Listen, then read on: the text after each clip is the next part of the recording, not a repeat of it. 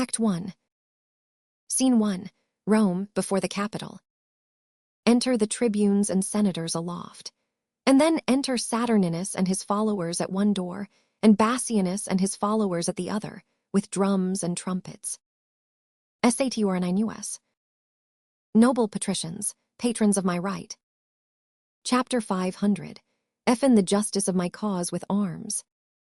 And, countrymen, my loving followers, plead my successive title with your swords. Chapter 1.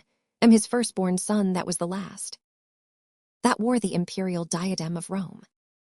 Then let my father's honors liven me, nor wrong mine age with this indignity. Bassinus. Romans, friends, followers, favorers of my right. Chapter 1. If ever Bassianus, Caesar's son, were gracious in the eyes of royal Rome, keep then this passage to the Capitol, and suffer not dishonor to approach.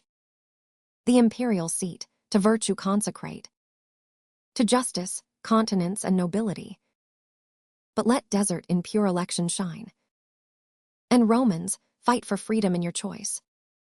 Enter Marcus Andronicus aloft, holding the crown. Chapter 1000. Arcus. Princes, that strive by factions and by friends, ambitiously for rule and empery, know that the people of Rome, for whom we stand, a special party, have by common voice. Chapter 1. An election for the Roman empery. Chapter 100. Hosen Andronicus, surnamed Pews. For many good and great deserts to Rome. A nobler man, a braver warrior. Chapter 54. Ease not this day within the city walls. He by the Senate is a kited home from weary wars against the barbarous Goths, that with his sons, a terror to our foes, hath yoked a nation strong, trained up in arms. 10 years are spent since first he undertook this cause of Rome, and chastised with arms our enemy's pride. 5 times he hath returned, bleeding to Rome, bearing his valiant sons. Chapter 1. And coffins from the field. And now at last, laden with honor as spoils, returns the good Andronicus to Rome. Renowned Titus, flourishing in arms. Chapter 50. Let us entreat by honor of his name, whom worthily you would have now succeed, and in the Capitol and Senate's right, whom you pretend to honor and adore, that you withdraw you and abate your strength. Chapter 501. Smith your followers, and as suitors should, plead your deserts in peace and humbleness. Saturninus. How fair the tribune speaks to calm my thoughts. Bassinus. Chapter 1000. Arcus Andronicus, so I do a fee. Chapter 1. End thy uprightness and integrity, and so I love and honor thee and thine. Thy noble brother Titus and his sons, and her to whom my thoughts are humbled all. Gracious Lavinia, Rome's rich ornament, that I will here dismiss my loving friends, and to my fortunes and the people's favor. Chapter 100. Omit my cause in balance to be weighed. Exeunt the followers of Bassianus. Saturninus. Friends, that have been thus forward in my right. Chapter 1. Thank you all, and here dismiss you all, and to the love and favor of my country. Chapter 100. Omit myself, my person, and the cause. Exeunt the followers of Saturninus. Rome, be as just and gracious unto me, as I am confident and kind to thee. Open the gates and let me in.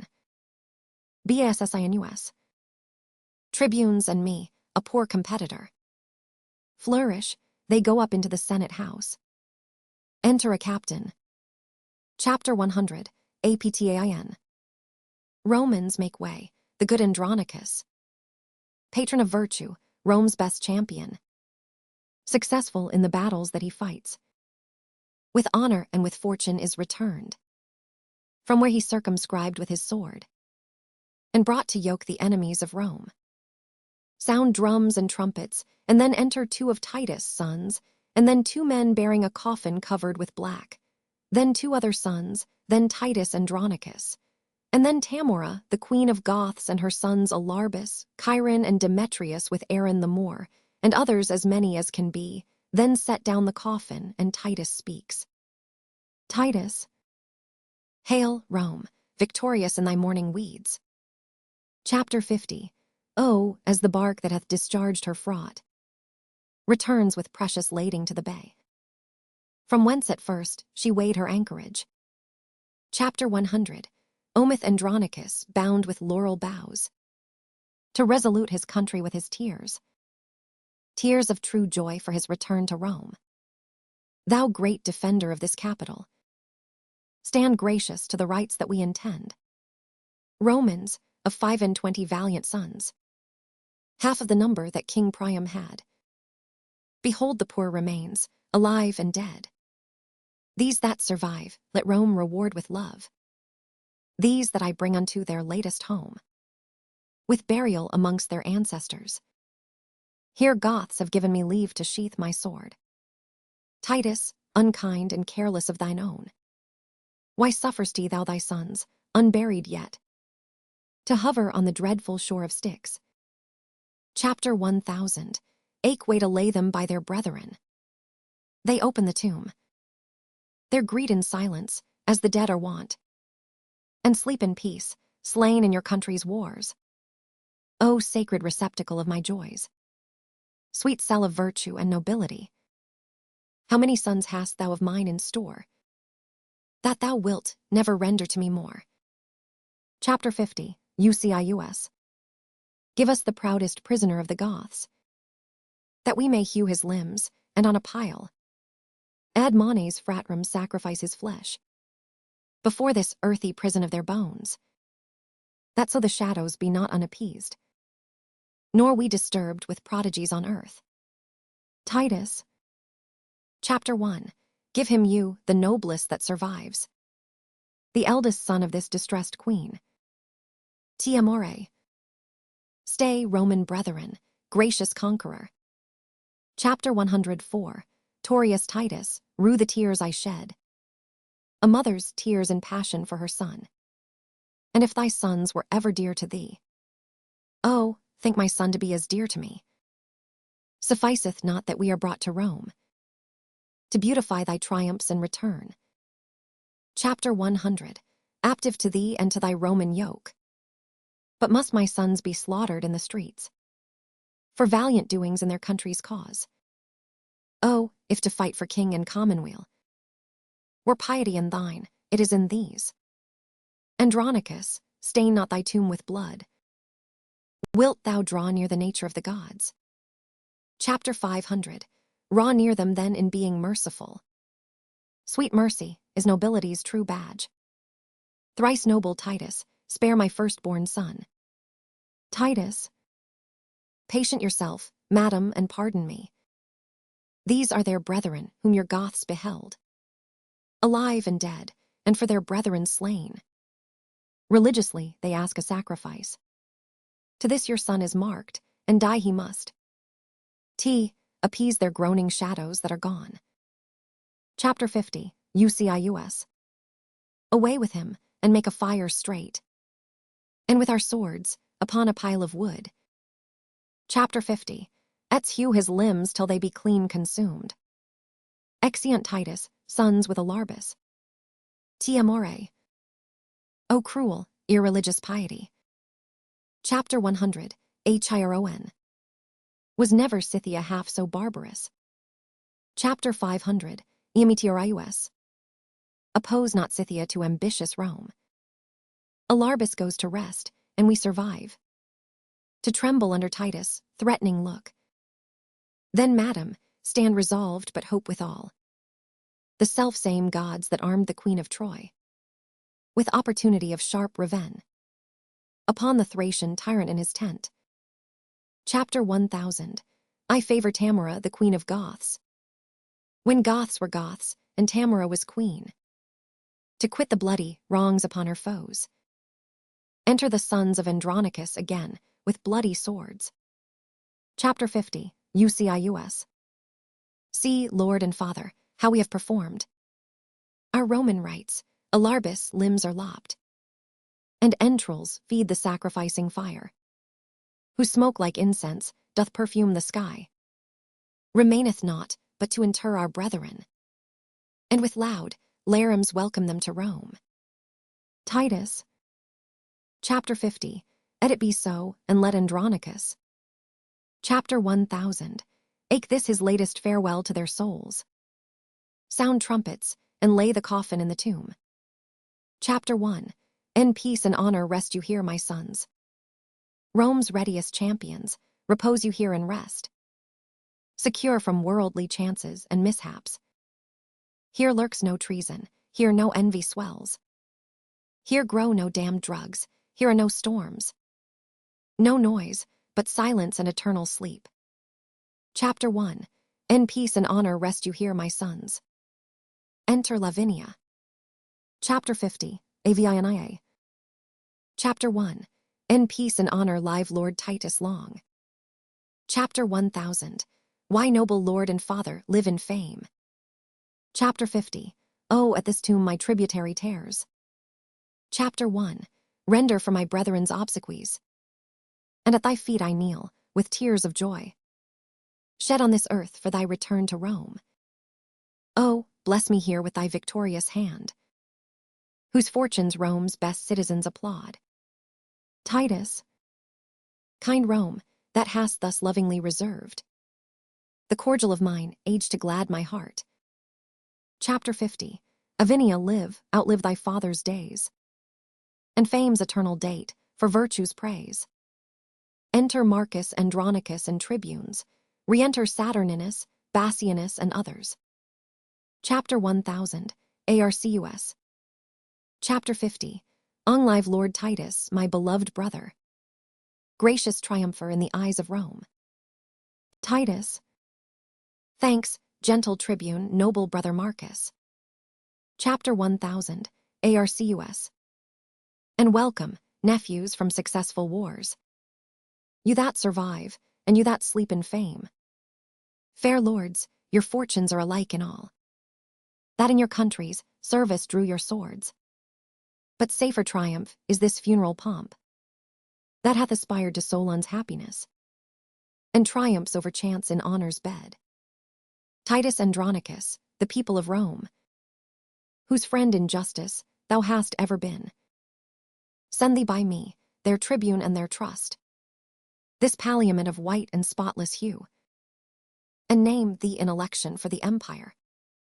With these our late deceased emperor's sons. Be candidatus then, and put it on, and help to set a head on headless Rome. Titus. A better head her glorious body fits than his that shakes for age and feebleness. What, should I don this robe and trouble you? Be chosen with proclamations today. Tomorrow yield up rule, resign my life, and set abroad new business for you all. Rome, I have been thy soldier 40 years, and led my country's strength successfully, and buried 21 valiant sons, knighted in field, slain manfully in arms. Chapter 1. En right and service of their noble country. Give me a staff of honor for mine age, but not a scepter to control the world. Upright he held it, lords, that held it last. Chapter 1000. Arcus. Titus, thou shalt obtain and ask the empery. Saturninus. Proud and ambitious tribune, canst thou tell? Titus. Patience, Prince Saturninus. Saturninus. Romans, do me right. Patricians, draw your swords and sheath them not, till Saturninus be Rome's emperor. Andronicus, would thou were shipped to hell, rather than rob me of the people's hearts. Chapter 50. Ucius.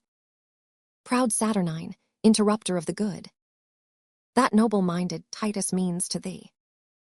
Titus. Chapter 100. Ontent thee, prince, I will restore to thee the people's hearts, and wean them from themselves. Bassinus. Andronicus, I do not flatter thee, but honor thee, and will do till I die. Chapter 1000. Why faction if thou strengthen with thy friends? Chapter 1. Will most thankful be, and thanks to men. Of noble minds is honorable meed. Titus. People of Rome, and people's tribunes here. Chapter 1. Ask your voices and your suffrages. Will you bestow them friendly on Andronicus? Tribunes. To gratify the good Andronicus. And gratulate his safe return to Rome. The people will accept whom he admits. Titus. Tribunes, I thank you, and this suit I make, that you create your emperor's eldest son. Chapter 50. Ord Saturnine, whose virtues will, I hope, reflect on Rome as Titans raise on earth, and ripen justice in this commonweal. Then, if you will elect by my advice. Chapter 100. Roan him and say, long live our emperor.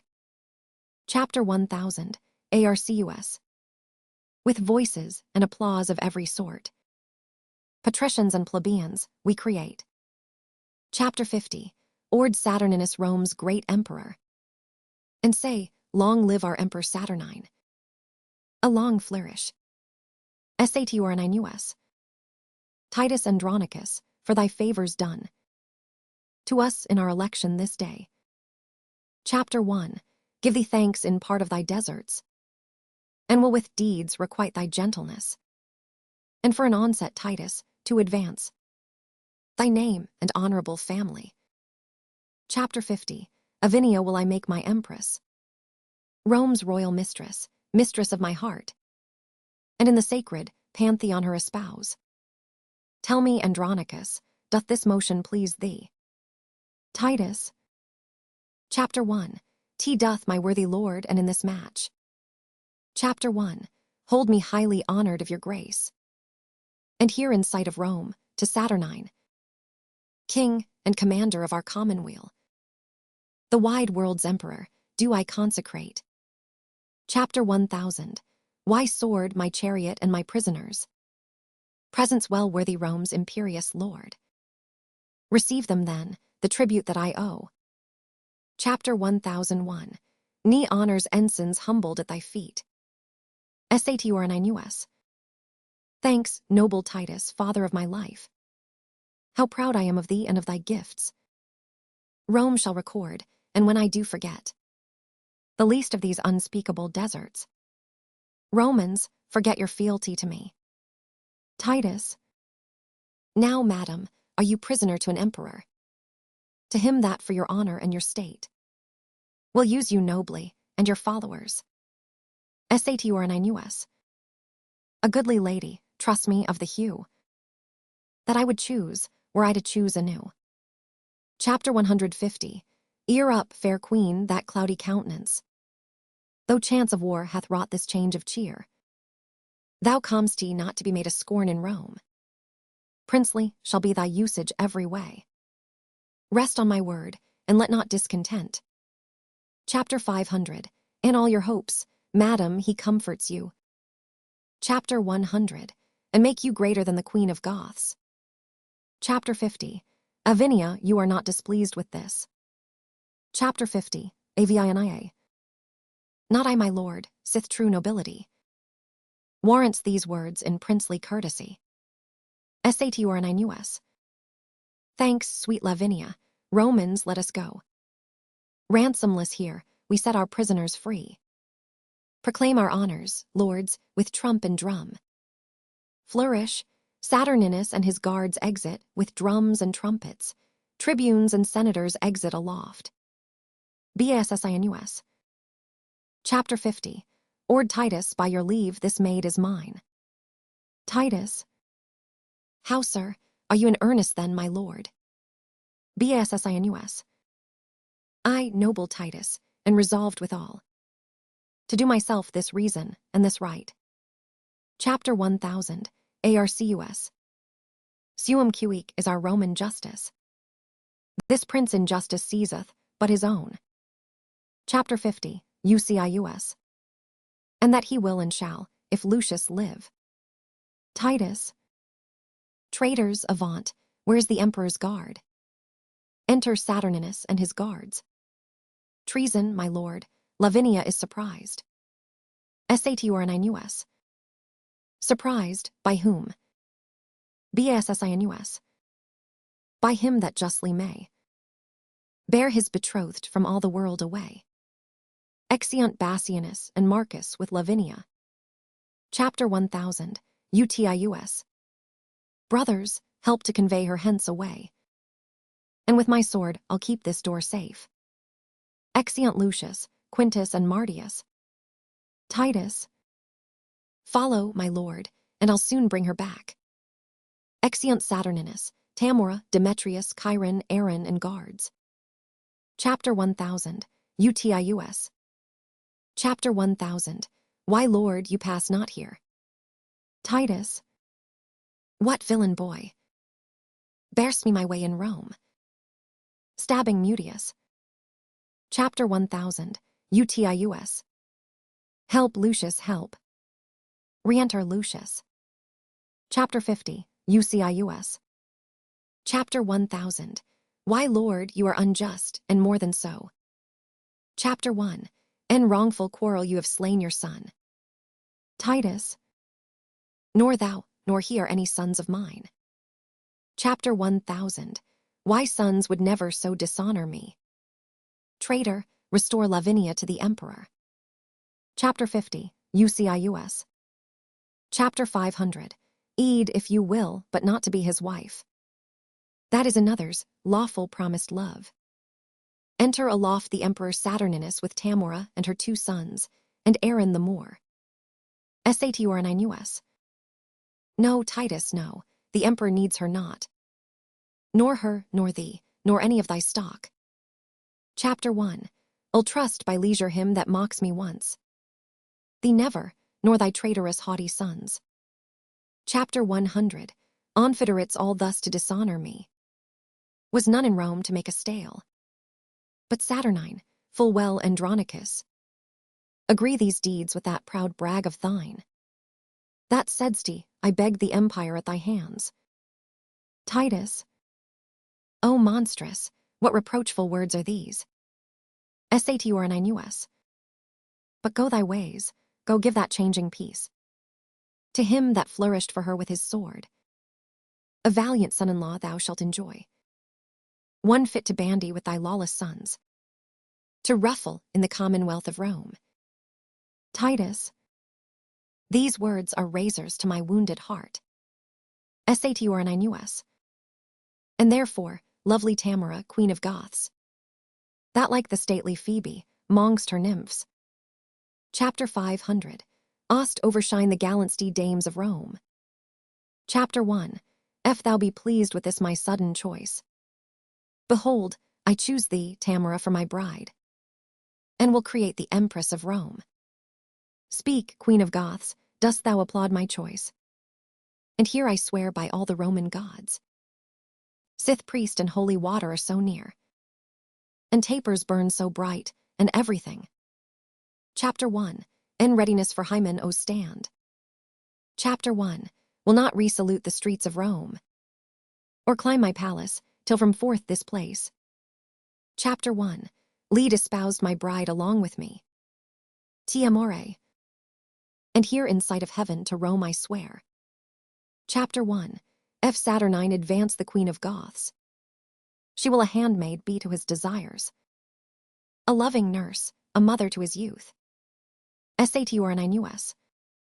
Ascend, fair queen Pantheon, lords accompany your noble emperor and his lovely bride, sent by the heavens for Prince Saturnine, whose wisdom hath her fortune conquered.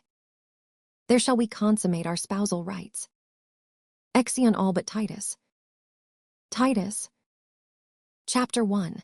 Am not bid to wait upon this bride. Titus, when wert thou wont to walk alone? Chapter 501. Shonored thus and challenged of wrongs. Re-enter Marcus, Lucius, Quintus, and Martius. Chapter 1000. Arcus. O Titus, see what thou hast done. Chapter 1. In a bad quarrel slain a virtuous son. Titus.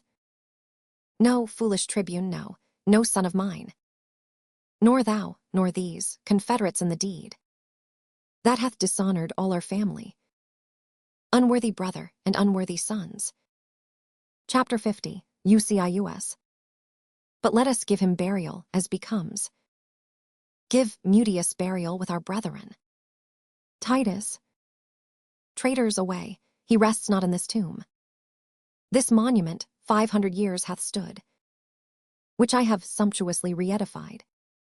Here none but soldiers and Rome's servitors repose in fame, none basely slain in brawls. Bury him where you can, he comes not here. Chapter 1000, ARCUS. Chapter 1000, Why, Lord, this is impiety in you. Chapter 1000, Why nephew Mutius deeds do plead for him. He must be buried with his brethren. Chapter 1000, ARTIUS.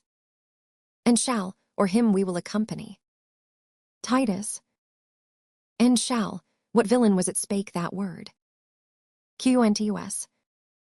He that would vouch it in any place but here. Titus. What, would you bury him in my despite? Chapter 1000, ARCUS.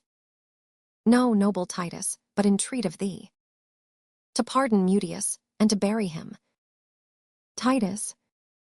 Chapter 1000, Arcus, even thou hast struck upon my crest, and with these boys mine honor thou hast wounded. Chapter 1000, Why, foes, I do repute you every one. So trouble me no more, but get you gone. QNTUS. He is not with himself, let us withdraw. Chapter 1000, ARTIUS. Not I, till Mutius' bones be buried. Marcus and the sons of Titus kneel. Chapter 1000, ARCUS. Brother, for in that name doth nature plead. QNTUS. Father, and in that name doth nature speak. Titus. Speak thou no more, if all the rest will speed. Chapter 1000, ARCUS. Renown Titus, more than half my soul. Chapter 50, UCIUS. Chapter 500, Ear Father, soul and substance of us all. Chapter 1000, ARCUS. Suffer thy brother Marcus to inter his noble nephew here in virtue's nest, that died in honor in Lavinia's cause. Thou art a Roman, be not barbarous. The Greeks upon advice did bury Ajax, that slew himself, and wise Laert's son.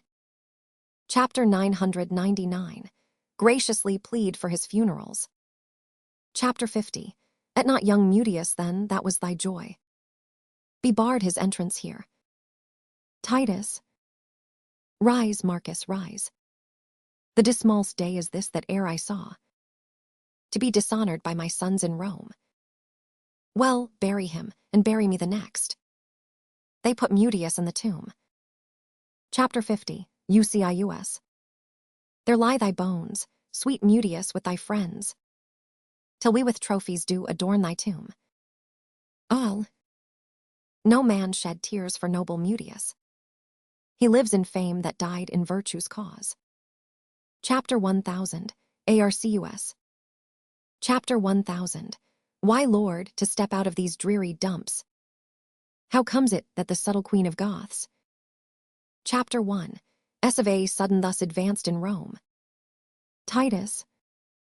Chapter 1, No not Marcus, but I know it is. Whether by device or no, the heavens can tell.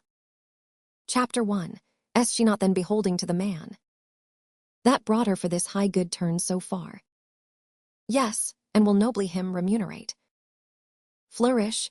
Enter the Emperor Saturninus, Tamora and her 2 sons with Aaron the Moor, drums and trumpets at one door. Enter at the other door Bassianus and Lavinia with others. SATURNINUS. So, Bassianus, you have played your prize. God give you joy, sir, of your gallant bride. BASSINUS. And you of yours, my lord, I say no more, nor wish no less, and so I take my leave. SATURNINUS. Traitor, if Rome have law or we have power, thou and thy faction shall repent this rape. BASSINUS. Rape call you it, my lord, to seize my own. Chapter 1000. Why true betrothed love and now my wife. But let the laws of Rome determine all. Chapter 1000. E'en well am I possessed of that is mine. Sat Andronicus.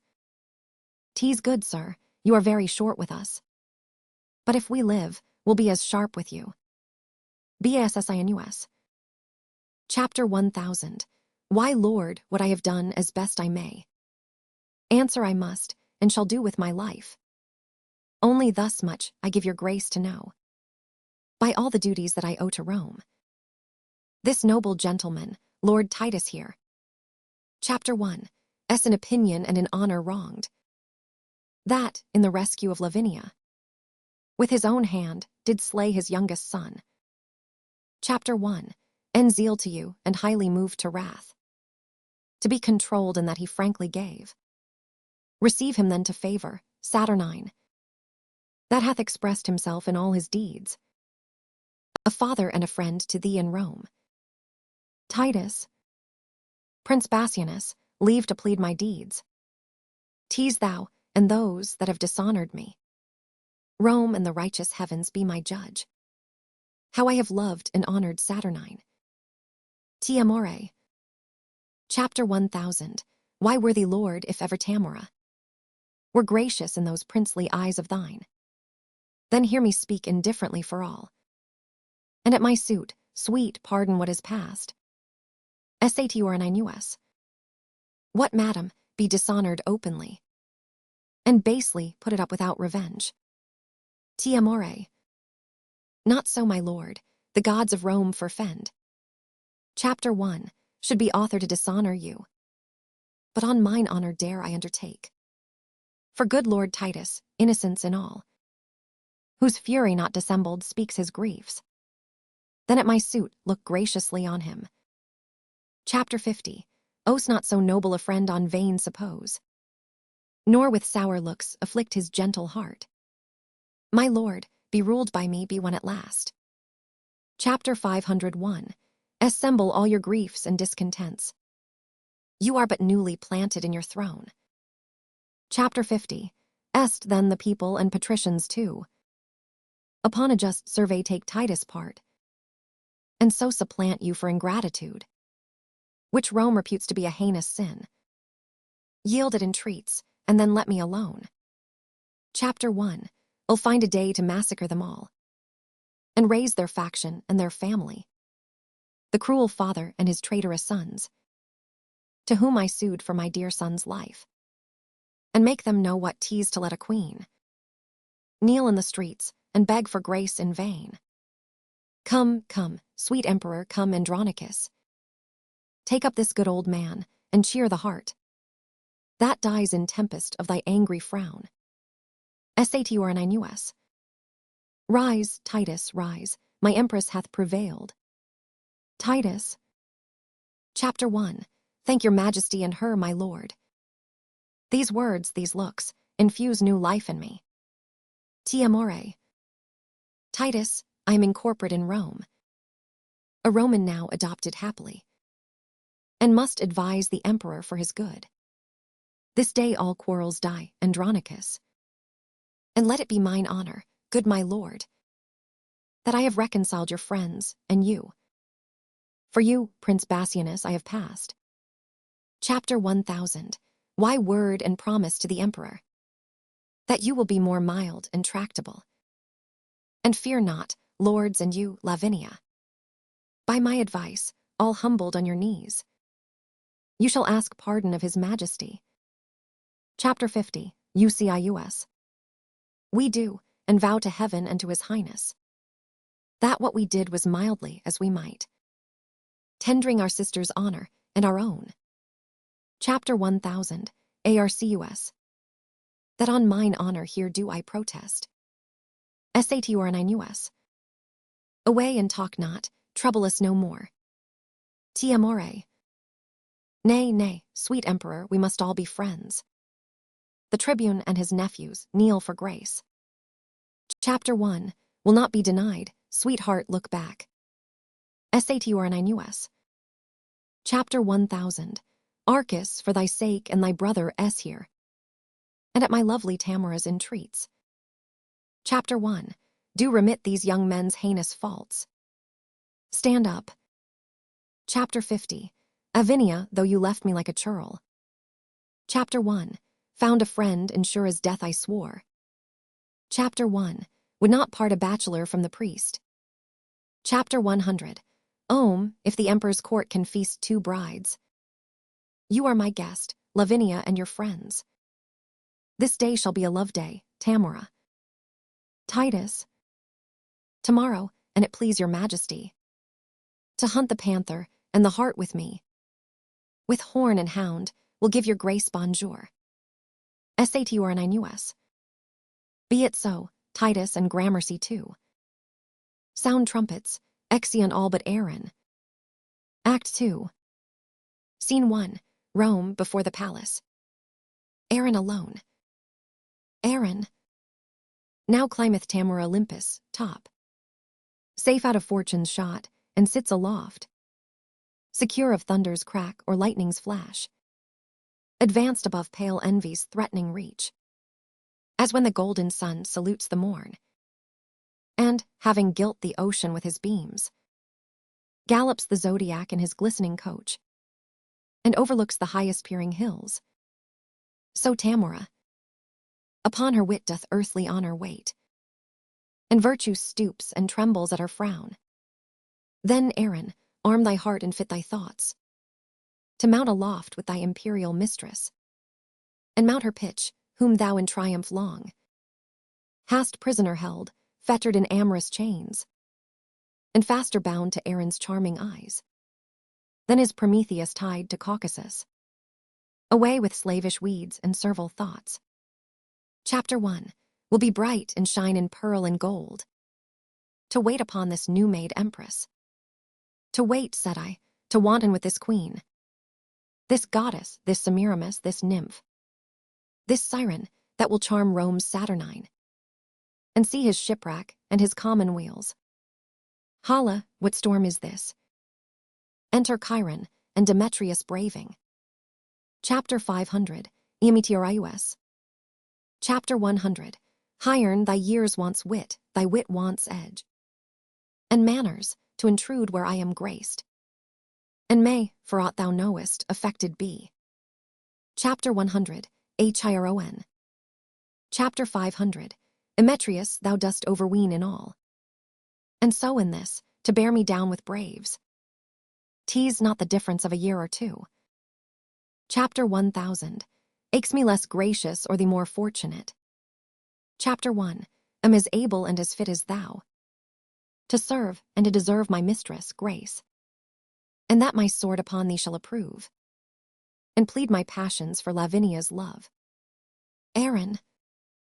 Clubs, clubs, these lovers will not keep the peace. Chapter 500. Meteorius. Why, boy, although our mother, unadvised, gave you a dancing rapier by your side, are you so desperate grown to threat your friends? Go to, have your lath glued within your sheath, till you know better how to handle it. Chapter 100. Chiron. Chapter 1000. Meanwhile, sir, with the little skill I have, full well shalt thou perceive how much I dare. Chapter 500. Meteorius. Ay, boy, grow ye so brave. Aaron. Why, how now, lords? So near the emperor's palace dare ye draw, and maintain such a quarrel openly? Full well, I wot the ground of all this grudge. Chapter 1. Would not for 1,000,000 of gold. The cause were known to them, it most concerns. Nor would your noble mother for much more be so dishonored in the court of Rome. For shame put up. Chapter 500. Meteorius. Not I till I have sheathed. Chapter 1000. Why rapier in his bosom and withal thrust those reproachful speeches down his throat, that he hath breathed in my dishonor here. Chapter 100. Chiron. For that I am prepared and full resolved. Foul-spoken coward, that thunderest with thy tongue, and with thy weapon nothing darst perform. Aaron. Away, I say.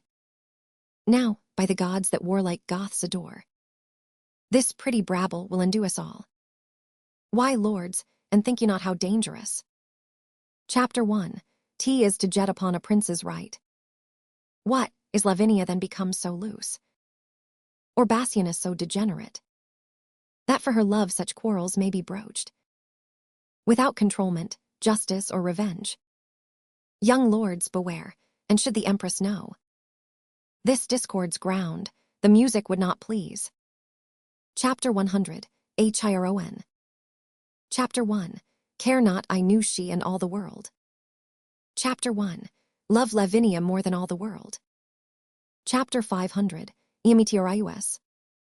Youngling, learn thou to make some meaner choice. Chapter 50. Avina is thine elder brother's hope. Aaron. Why are ye mad, or know ye not in Rome how furious and impatient they be, and cannot brook competitors in love? Chapter 1. Tell you, lords, you do but plot your deaths by this device. Chapter 100. Chiron. Aaron, 1,000 deaths would I propose to achieve her, whom I love. Aaron. To achieve her, how? Chapter 500. Meteorius. Why makest thou it so strange? She is a woman, therefore may be wooed. She is a woman, therefore may be won. She is Lavinia, therefore must be loved. What man more water glideth by them than wots the miller of, and easy it is of a cut loaf to steal a shive, we know. Though Bassianus be the emperor's brother, better than he have worn Vulcan's badge. Aaron. Aye, and as good as Saturninus may. Chapter 500. Meteorius. Then why should he despair that knows to court it with words, fair looks, and liberality? What, hast not thou full often struck a doe, and borne her cleanly by the keeper's nose? Aaron. Why then, it seems some certain snatch or so would serve your turns. Chapter 100. Chiron. Aye, so the turn were served. Chapter 500. Meteorius. Aaron, thou hast hit it. Aaron. Would you had hit it too? Then should not we be tired with this ado? Why hark ye, and are you such fools? To square for this, would it offend you then that both should speed? Chapter 100. Chiron. Faith, not me. Chapter 500. Meteorius. Nor me, so I were one. Aaron. For shame, be friends, and join for that you jar. T's policy and stratagem must do. That you effect, and so must you resolve. That what you cannot as you would achieve, you must perforce accomplish as you may. Take this of me, Lucrece was not more chaste than this Lavinia, Bassianus, love. A speedier course than lingering languishment. Chapter 1000. Us we pursue, and I have found the path. Chapter 1000. Why, lords, a solemn hunting is in hand. There will the lovely Roman ladies troop. The forest walks are wide and spacious, and many unfrequented plots there are, fitted by kind for rape and villainy. Single you thither, then, this dainty doe, and strike her home by force, if not by words. This way, or not at all, stand you in hope. Chapter 100. Come our empress with her sacred wit, to villainy and vengeance consecrate. Will we acquaint with all what we intend, and she shall file our engines with advice that will not suffer you to square yourselves, but to your wishes, height advance you both. The emperor's court is like the house of fame, the palace full of tongues, of eyes and ears. The woods are ruthless, dreadful, deaf, and dull. There speak and strike, brave boys, and take your turns. There serve your lust, shadowed from heaven's eye, and revel in Lavinia's treasury. Chapter 100. Chiron. Thy counsel, lad, smells of no cowardice. Chapter 500. Meteorius. Sit faws out Nephas, till I find the stream. To cool this heat, a charm to calm these fits. Per stygia, per manes veher. Scene 2. A forest near Rome, a lodge seen at a distance. Horns and cry of hounds heard. Enter Titus Andronicus and his 3 sons, and Marcus, making a noise with hounds and horns. Titus. The hunt is up, the morn is bright and gray. The fields are fragrant, and the woods are green. Uncouple here, and let us make a bay. And wake the emperor, and his lovely bride. And rouse the prince, and ring a hunter's peal, that all the court may echo with the noise. Sons, let it be your charge, as it is ours, to attend the emperor's person carefully. Chapter 1. Have been troubled in my sleep this night, but dawning day new comfort hath inspired. Hear a cry of hounds, and wind horns in appeal. Then enter Saturninus, Tamora, Bassianus, Lavinia, Chiron, Demetrius, and their attendants. Chapter 1000. Any good morrows to your majesty. Chapter 1000. Adam, to you as many and as good. Chapter 1. Promised your grace a hunter's peal. Escalate Andronicus. And you have rung it lustily, my lords. Somewhat too early for new married ladies. Bassinus. Chapter 50. Avinia, how say you? Chapter 50. Avinia. Chapter 1. Say no. Chapter 1. Have been brought awake 2 hours and more. Escalate Andronicus. Chapter 100. On then, horse and chariots let us have. And to our sport, madam, now shall ye see our Roman hunting. Chapter 1000. Arcus. Chapter 1. Have dogs, my lord. Will rouse the proudest panther in the chase, and climb the highest promontory top. Titus.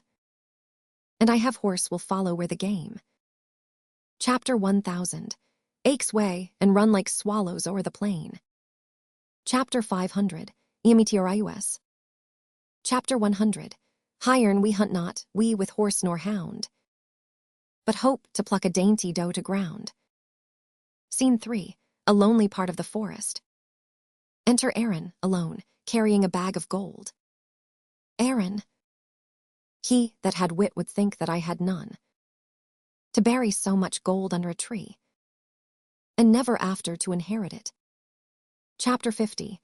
At him that thinks of me so abjectly, know that this gold must coin a stratagem, which, cunningly effected, will beget a very excellent piece of villainy, and so repose, sweet gold, for their unrest, that have their alms out of the empress' chest.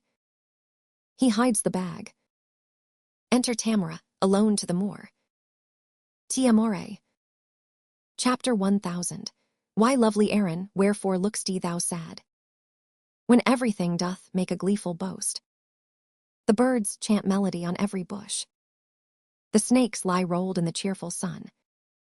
The green leaves quiver with the cooling wind, and make a checkered shadow on the ground. Under their sweet shade, Aaron, let us sit. And whilst the babbling echo mocks the hounds, replying shrilly to the well-tuned horns, as if a double hunt were heard at once. Chapter 50. Let us sit down and mark their yelping noise.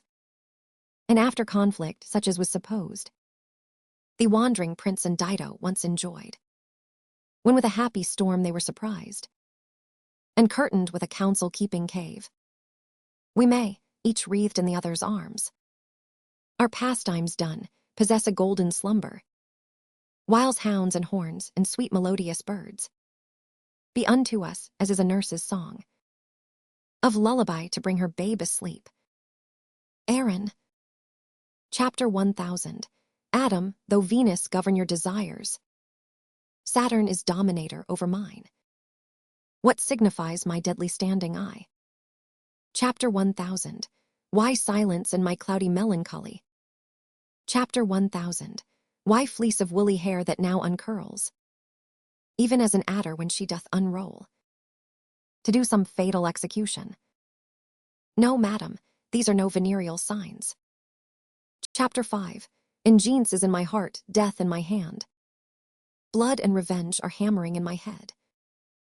Hark, Tamora, the empress of my soul, which never hopes more heaven than rests in thee. This is the day of doom for Bassianus. His Philomel must lose her tongue today. Thy sons make pillage of her chastity, and wash their hands in Bassianus' blood. Seest thou this letter? Take it up, I pray thee, and give the king this fatal plotted scroll. Now question me no more, we are espied. Here comes a parcel of our hopeful booty, which dreads not yet their lives' destruction. Enter Bassianus and Lavinia. Tamora. Ah, my sweet Moor, sweeter to me than life. Aaron. No more, great empress, Bassianus comes. Be cross with him, and I'll go fetch thy sons, to back thy quarrels, whatsoe'er they be. Bassinus. Who have we here? Rome's royal empress, unfurnished of her well-beseeming troop. Or is it Diane, habited like her, who hath abandoned her holy groves, to see the general hunting in this forest? Tamora. Saucy controller of my private steps, had I the power that some say Diane had, thy temples should be planted presently with horns, as was Actaeon S, and the hounds should drive upon thy new transformed limbs, unmannerly intruder as thou art. Chapter 50, Aviania. Under your patience, gentle empress, 'tis thought you have a goodly gift in horning, and to be doubted that your Moor and you are singled forth to try experiments. Jove shield your husband from his hounds today. 'Tis pity they should take him for a stag. Bassinus. Believe me, queen, your swarthy Cimmerian. Chapter 500. Oth make your honor of his body's hue spotted, detested, and abominable. Why are you sequestered from all your train? Chapter 501. Smounted from your snow-white goodly steed, and wandered hither to an obscure plot, accompanied but with a barbarous Moor. Chapter 1. If foul desire had not conducted you. Chapter 50. Aviania. And, being intercepted in your sport, great reason that my noble lord be rated. For sauciness, I pray you let us hence, and let her joy her raven-colored love. This valley fits the purpose passing well. Bassinus. The king, my brother, shall have notice of this. Chapter 50. Aviania. I, for these slips have made him noted long. Good king, to be so mightily abused. Tamora. Why, I have patience to endure all this. Enter Chiron and Demetrius. Chapter 500. Immersing. How now, dear sovereign and our gracious mother? Why doth your highness look so pale and wan? Tamora. Have I not reason, think you, to look pale? These two have ticed me hither to this place. A barren, detested vale, you see it is. The trees, though summer, yet forlorn and lean, overcome with moss and baleful mistletoe. Here never shines the sun, here nothing breeds, unless the nightly owl or fatal raven. And when they showed me this abhorred pit, they told me, here, at dead time of the night, 1,000 fiends, 1,000 hissing snakes, 10,000 swelling toads, as many urchins, would make such fearful and confused cries, as any mortal body hearing it should straight fall mad, or else die suddenly. No sooner had they told this hellish tale, but straight they told me they would bind me here, unto the body of a dismal ewe, and leave me to this miserable death. And then they called me foul adulteress. Chapter 50. Lascivious Goth, and all the bitterest terms that ever ear did hear to such effect. And had you not by wondrous fortune come, this vengeance on me had they executed. Revenge it, as you love your mother's life. Or be ye not henceforth called my children. Chapter 500. Immersing. This is a witness that I am thy son. Stabs Bassianus. Chapter 100. Chiron. And this for me, struck home to show my strength.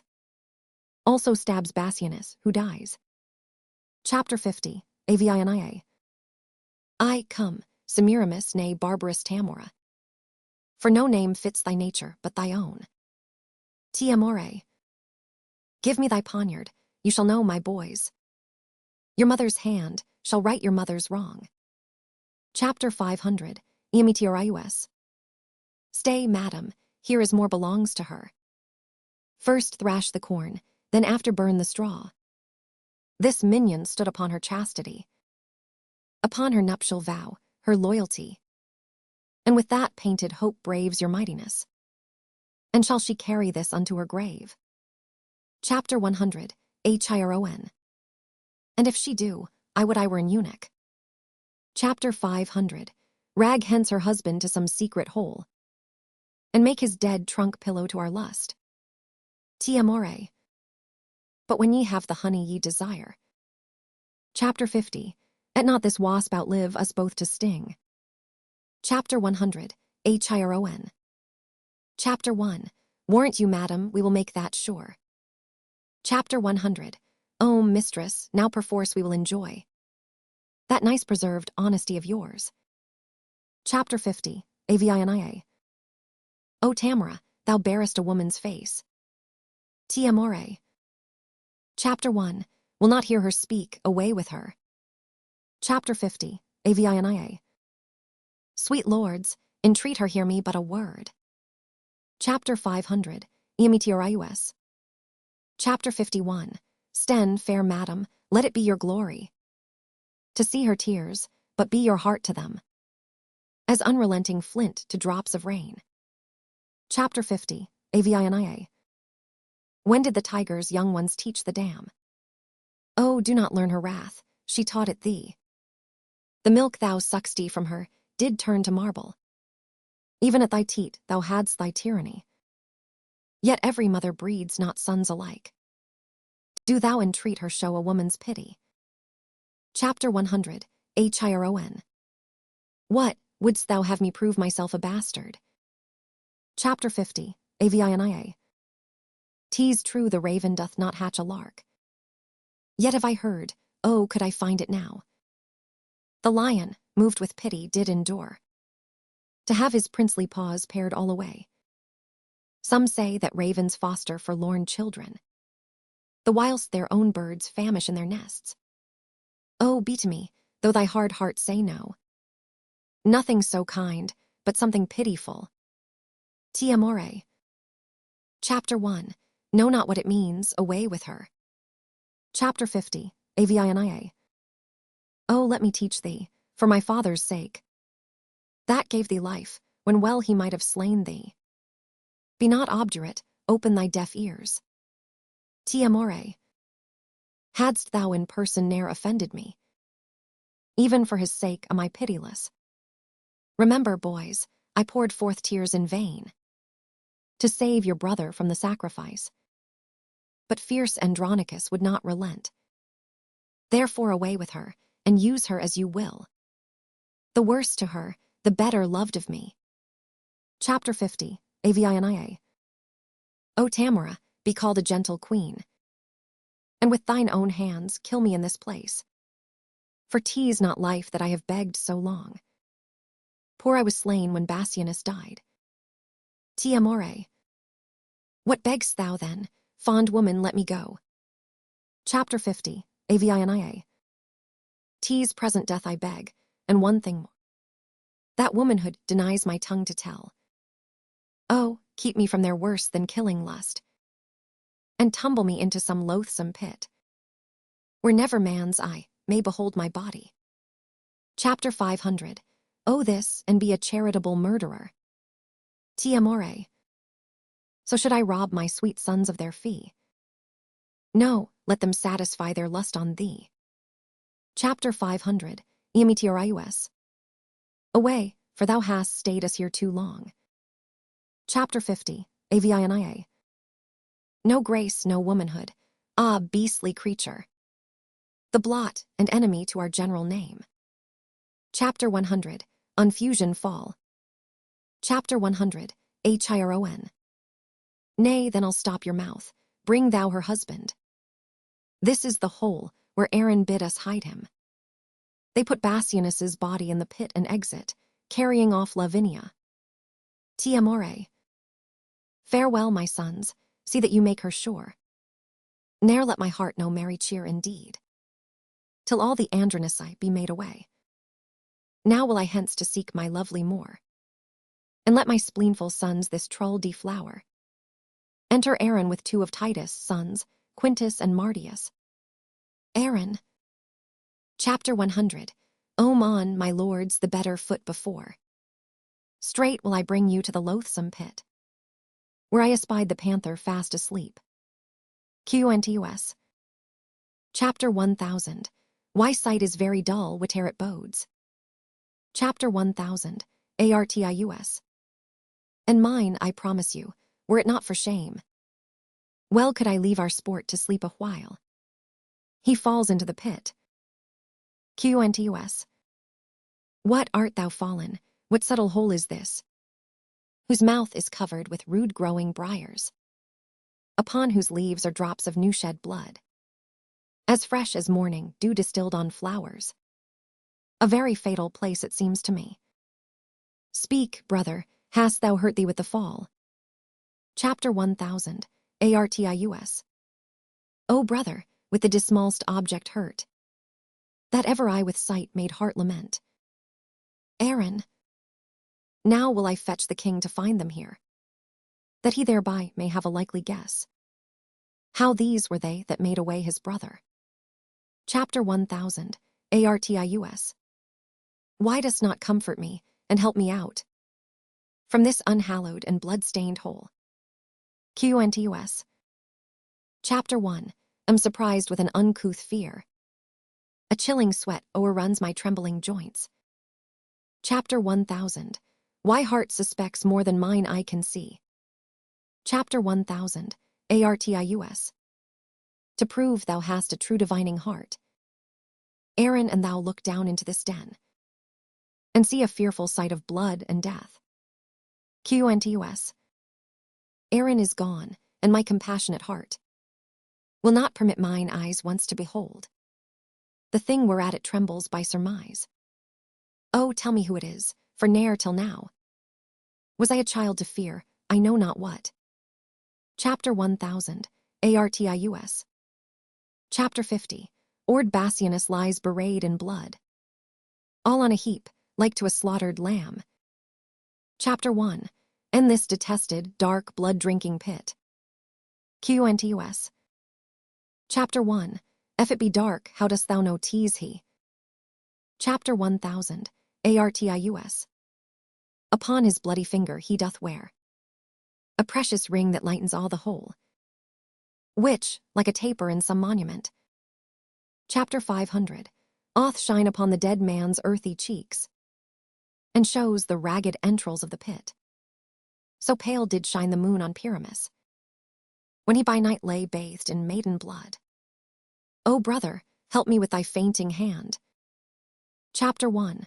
If fear hath made thee faint, as me it hath, out of this fell devouring receptacle, as hateful as Cocytus' misty mouth. Qntus. Reach me thy hand, that I may help thee out, or, wanting strength to do thee so much good, Chapter 1.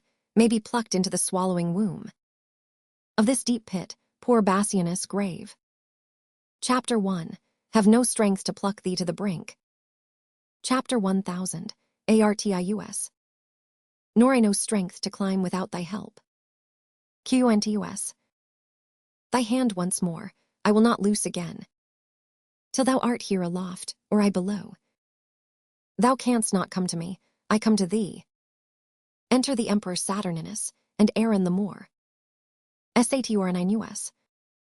Along with me, I'll see what hole is here, and what he is that now is leapt into it. Say, who art thou that lately didst descend? Chapter 1. Into this gaping hollow of the earth. Chapter 1000. Artius.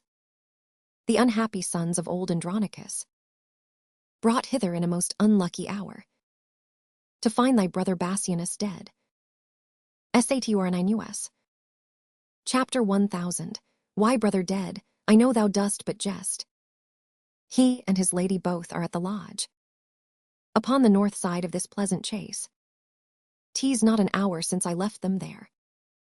Chapter 1000. Artius. We know not where you left them all alive. But out, alas, here have we found him dead. Enter Tamora, Titus Andronicus, and Lucius. Tamora. Where is my lord the king? Saturninus. Here, Tamora, though grieved with killing grief. Tamora. Where is thy brother Bassianus? Saturninus. Now to the bottom dost thou search my wound. Poor Bassianus here lies murdered. Tamora. Then all too late I bring this fatal writ, the complot of this timeless tragedy, and wonder greatly that man's face can fold. Chapter 1. En pleasing smiles such murderous tyranny. She giveth Saturnine a letter. Saturninus. And if we miss to meet him handsomely, sweet huntsman, Bassianus 'tis we mean. Chapter 500. O thou so much as dig the grave for him. Thou know'st our meaning, look for thy reward. Among the nettles at the elder tree, which overshades the mouth of that same pit, where we decreed to bury Bassianus. Chapter 500. O this, and purchase us thy lasting friends. O Tamora, was ever heard the like. This is the pit, and this the elder tree. Chapter 50. Ook, sirs, if you can find the huntsman out, that should have murdered Bassianus here. Aaron. Chapter 1000. Why, gracious lord, here is the bag of gold. Saturninus. Two of thy whelps, fell curs of bloody kind, have here bereft my brother of his life. Sirs, drag them from the pit unto the prison. There let them bide until we have devised some never heard of torturing pain for them. Tamora. What are they in this pit, O wondrous thing? How easily murder is discovered. Titus. High Emperor, upon my feeble knee. Chapter 1. Beg this boon with tears not lightly shed, that this fell fault of my accursed sons, accursed if the fault be proved in them. Saturninus. Chapter 1. If it be proved, you see it is apparent. Who found this letter? Tamora, was it you? Tamora. Andronicus himself did take it up. Titus. Chapter 1. Did my lord yet let me be their bail? For by my fathers, reverend tomb I vow, they shall be ready at your highness, will, to answer their suspicion with their lives. Saturninus. Thou shalt not bail them, see thou follow me. Some bring the murdered body, some the murderers. Chapter 50. Let them not speak a word, the guilt is plain. For, by my soul, were there worse end than death, that end upon them should be executed. Tamora. Andronicus, I will entreat the king. Fear not thy sons, they shall do well enough. Titus. Chapter 100. Lucius, come, stay not to talk with them. Exeunt severally, attendants bearing the body. Scene 4. Another part of the forest. Enter the empress' sons, Demetrius and Chiron with Lavinia, her hands cut off, and her tongue cut out and ravished. Chapter 500. Immersing. So now go tell, and if thy tongue can speak, who 'twas that cut thy tongue and ravished thee. Chapter 100. Chiron. Write down thy mind, bewray thy meaning so, and if thy stumps will let thee play the scribe. Chapter 500. Immersing. See how with signs and tokens she can scroll. Chapter 100. Chiron. Go home, call for sweet water, wash thy hands. Chapter 500. Immersing. She hath no tongue to call, nor hands to wash, and so let's leave her to her silent walks. Chapter 100. Chiron. And twere my cause, I should go hang myself. Chapter 500. Immersing. Chapter 1. If thou hadst hands to help thee knit the cord. Exeunt Chiron and Demetrius. Enter Marcus, from hunting. Chapter 1000, Arcus. Who is this, my niece that flies away so fast? Chapter 100, Ausen, a word, where is your husband? Chapter 1, if I do dream, would all my wealth would wake me. Chapter 1, if I do wake, some planets strike me down, that I may slumber an eternal sleep. Speak, gentle niece, what stern ungentle hands hath lopped and hewed, and made thy body bare? Of her two branches, those sweet ornaments, whose circling shadows kings have sought to sleep in, and might not gain so great a happiness. As half thy love, why dost not speak to me? Alas, a crimson river of warm blood. Chapter 51, key to a bubbling fountain stirred with wind. Chapter 500, oth rise and fall between thy rosed lips. Chapter 100, oming and going with thy honey breath. But sure some Tereus hath deflowered thee. Unless thou shouldst detect him, cut thy tongue. Ah, now thou turn'st away thy face for shame. And notwithstanding all this loss of blood, as from a conduit with 3 issuing spouts, yet do thy cheeks look red as Titan's face, blushing to be encountered with a cloud.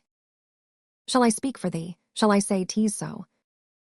Oh, that I knew thy heart, and knew the beast, that I might rail at him to ease my mind. Sorrow concealed, like an oven stopped. Chapter 500, oth burn the heart to cinders where it is. Fair Philomela, why she but lost her tongue, and in a tedious sampler sowed her mind. But lovely niece, that mean is cut from thee. A craftier Tereus, cousin, hast thou met, and he hath cut those pretty fingers off.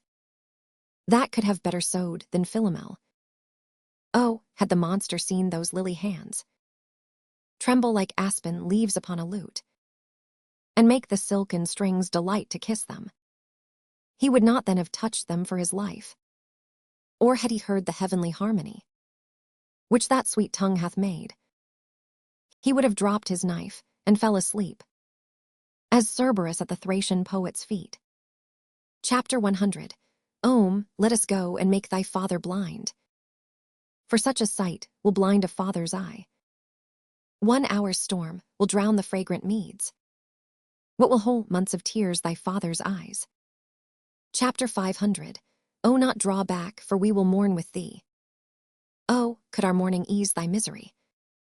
Act 3. Scene 1, Rome, a street. Enter the judges and senators, with Titus, 2 sons Quintus and Martius bound, passing on the stage to the place of execution, and Titus going before, pleading. Titus, hear me, grave fathers, noble tribunes, stay. For pity of mine age, whose youth was spent. Chapter 1, end dangerous wars whilst you securely slept. For all my blood in Rome's great quarrel shed. For all the frosty nights that I have watched. And for these bitter tears, which now you see, filling the aged wrinkles in my cheeks. Be pitiful to my condemned sons, whose souls are not corrupted as 'tis thought. For 22 sons I never wept, because they died in honor's lofty bed. Andronicus lieth down, and the judges pass by him. Exeunt with the prisoners, as Titus continues speaking. For these, tribunes, in the dust I write. Chapter 1000, why heart's deep languor and my soul's sad tears? Chapter 50, at my tears staunch the earth's dry appetite. Chapter 1000, why sons, sweet blood will make it shame and blush. O earth, I will befriend thee more with rain, that shall distill from these 2 ancient urns. Then youthful April shall with all his showers. Chapter 1, in summer's drought I'll drop upon thee still. Chapter 1, in winter with warm tears I'll melt the snow, and keep eternal springtime on thy face. So thou refuse to drink my dear son's blood. Enter Lucius with his weapon drawn. O reverend tribunes, O gentle aged men, unbind my sons, reverse the doom of death. And let me say, that never wept before. Chapter 1000. Why tears are now prevailing orators. Chapter 50. UCIUS. O noble father, you lament in vain. The tribunes hear you not, no man is by. And you recount your sorrows to a stone. Titus. Ah, Lucius, for thy brothers let me plead. Grave tribunes, once more I entreat of you. Chapter 50. UCIUS. Chapter 1000. Why, gracious Lord, no tribune hears you speak. Titus. Why, 'tis no matter, man, if they did hear. They would not mark me, if they did mark. They would not pity me, yet plead I must. And bootless unto them. Therefore I tell my sorrows to the stones. Who, though they cannot answer my distress, yet in some sort they are better than the tribunes. For that they will not intercept my tale. When I do weep, they humbly at my feet receive my tears, and seem to weep with me. And were they but attired in grave weeds, Rome could afford no tribunes like to these. A stone is soft as wax, tribunes more hard than stones. A stone is silent, and offendeth not. And tribunes with their tongues doom men to death. But wherefore stand'st thou with thy weapon drawn? Chapter 50. UCIUS. To rescue my two brothers from their death, for which attempt the judges have pronounced. Chapter 1000. Why everlasting doom of banishment? Titus. O happy man, they have befriended thee. Why, foolish Lucius, dost thou not perceive that Rome is but a wilderness of tigers? Tigers must prey, and Rome affords no prey. But me and mine, how happy art thou then, from these devourers to be banished. But who comes with our brother Marcus here? Enter Marcus with Lavinia. Chapter 1000. ARCUS. Titus, prepare thy aged eyes to weep, or if not so, thy noble heart to break. Chapter 1. Bring consuming sorrow to thine age. Titus. Will it consume me? Let me see it then. Chapter 1000. ARCUS. This was thy daughter. Titus. Why, Marcus, so she is. Chapter 50. UCIUS. I me, this object kills me. Titus. Faint-hearted boy, arise and look upon her. Speak, Lavinia, what accursed hand hath made thee handless in thy father's sight? What fool hath added water to the sea, or brought a faggot to bright-burning Troy? Chapter 1000. Why grief was at the height before thou cam'st, and now like Nilus it disdaineth bounds. Give me a sword, I'll chop off my hands too. For they have fought for Rome, and all in vain. And they have nursed this woe in feeding life. Chapter 1. In bootless prayer have they been held up, and they have served me to effectless use. Now all the service I require of them. Chapter 1. That the one will help to cut the other.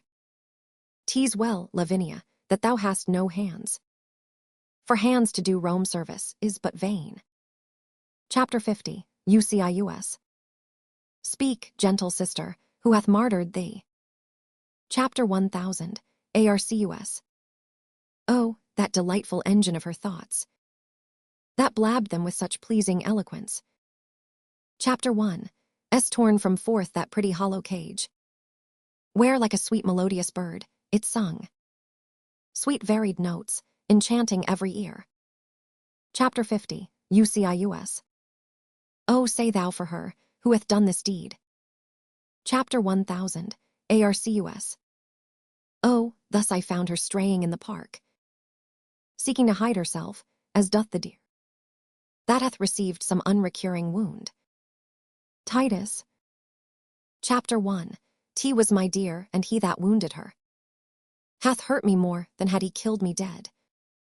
For now I stand as one upon a rock, environed with a wilderness of sea, who marks the waxing tide grow wave by wave, expecting ever when some envious surge will in his British bowels swallow him. This way to death, my wretched sons are gone. Here stands my other son, a banished man. And here my brother, weeping at my woes. But that which gives my soul the greatest spurn. Chapter 1. Dear Lavinia, dearer than my soul. Had I but seen thy picture in this plight. Chapter 1. Tea would have madded me, what shall I do? Now I behold thy lively body so. Thou hast no hands to wipe away thy tears, nor tongue to tell me who hath martyred thee. Thy husband he is dead, and for his death. Thy brothers are condemned, and dead by this. Chapter 50. Marcus, son Lucius, look on her. When I did name her brothers, then fresh tears stood on her cheeks, as doth the honeydew upon a gathered lily almost withered. Chapter 1000. Arcus. Perchance she weeps because they killed her husband. Perchance because she knows them innocent. Titus. Chapter 1. If they did kill thy husband, then be joyful, because the law hath ta'en revenge on them. No, they would not do so foul a deed.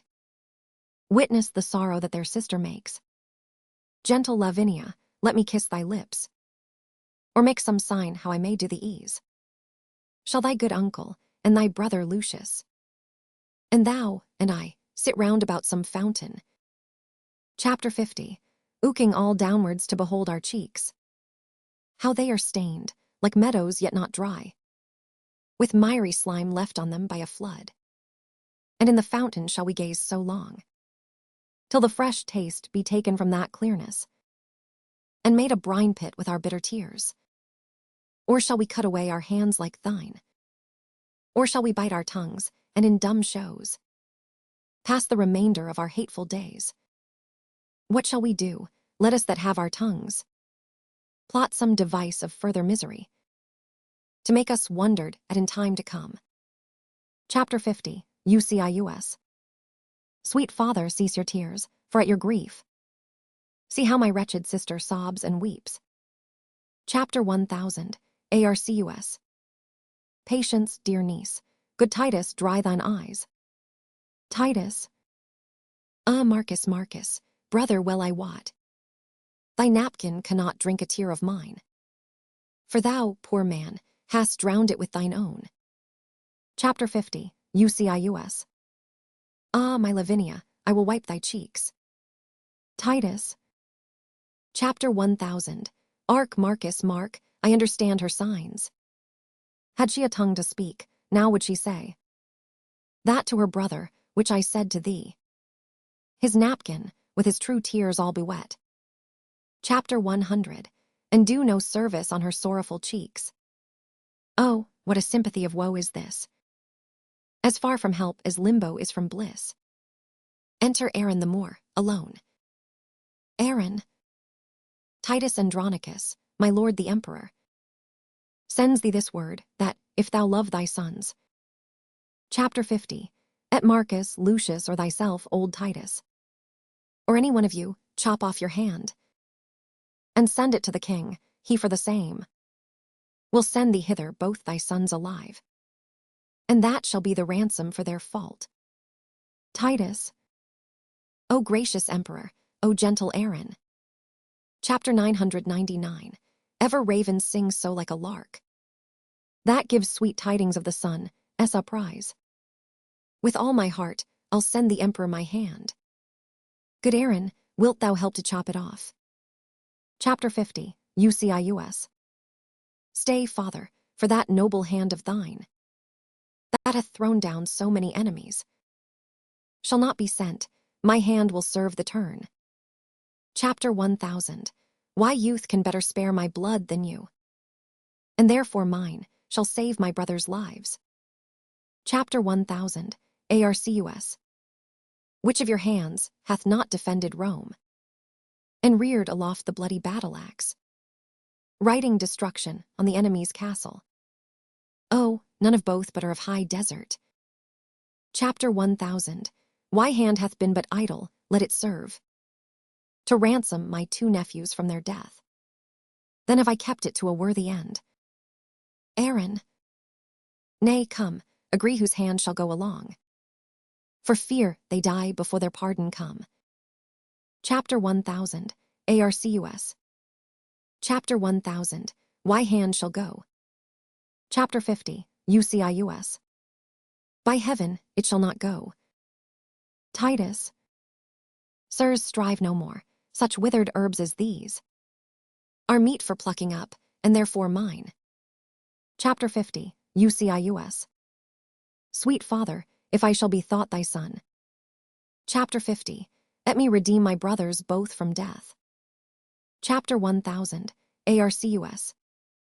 And for our father's sake and mother's care. Now let me show a brother's love to thee. Titus. Agree between you, I will spare my hand. Chapter 50, Ucius. Then I'll go fetch an axe.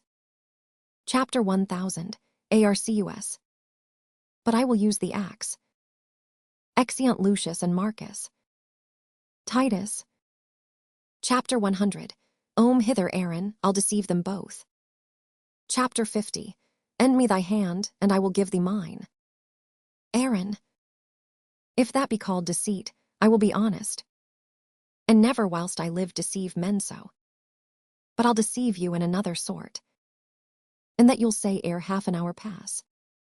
He cuts off Titus's hand. Enter Lucius and Marcus again. Titus. Now stay your strife, what shall be is dispatched. Good Aaron, give his majesty my hand. Tell him it was a hand that warded him from thousand dangers, bid him bury it. Chapter 1000, Or hath it merited that let it have. As for my sons, say I account of them as jewels purchased at an easy price, and yet dear too, because I bought mine own. Aaron. Chapter 1, Go, Andronicus, and for thy hand. Chapter 50, buy and buy to have thy sons with thee. Their heads, I mean, oh, how this villainy. Chapter 500, Oth fat me with the very thoughts of it. Chapter 50, Et fools do good, and fair men call for grace. Aaron will have his soul black like his face. Titus. Oh, here I lift this one hand up to heaven, and bow this feeble ruin to the earth. Chapter 1, If any power pities wretched tears. To that I call, what wouldst thou kneel with me?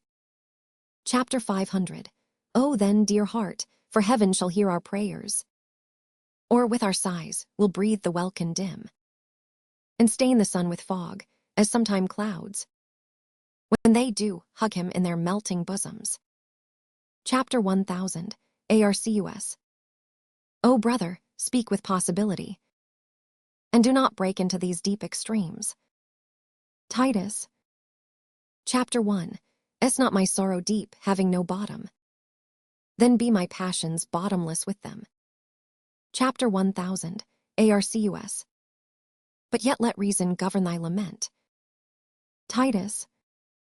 Chapter 1, If there were reason for these miseries, then into limits could I bind my woes. When heaven doth weep, doth not the earth o'erflow? Chapter 1, If the winds rage, doth not the sea wax mad, threatening the welkin with his big swan face? And wilt thou have a reason for this coil? Chapter 1, The sea, hark how her sighs doth flow. She is the weeping welkin, I the earth. Then must my sea be moved with her sighs. Then must my earth with her continual tears become a deluge, overflowed and drowned. For why my bowels cannot hide her woes, but like a drunkard must I vomit them.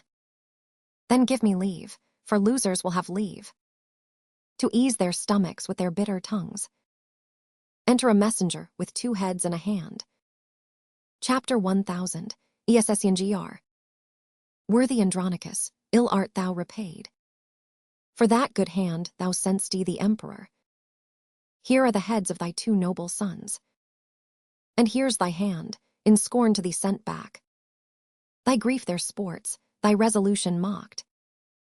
That woe is me to think upon thy woes. Chapter 1000, Or than remembrance of my father's death. Chapter 1000, Arcus. Now let hot Etna cool in Sicily. and be my heart an ever-burning hell.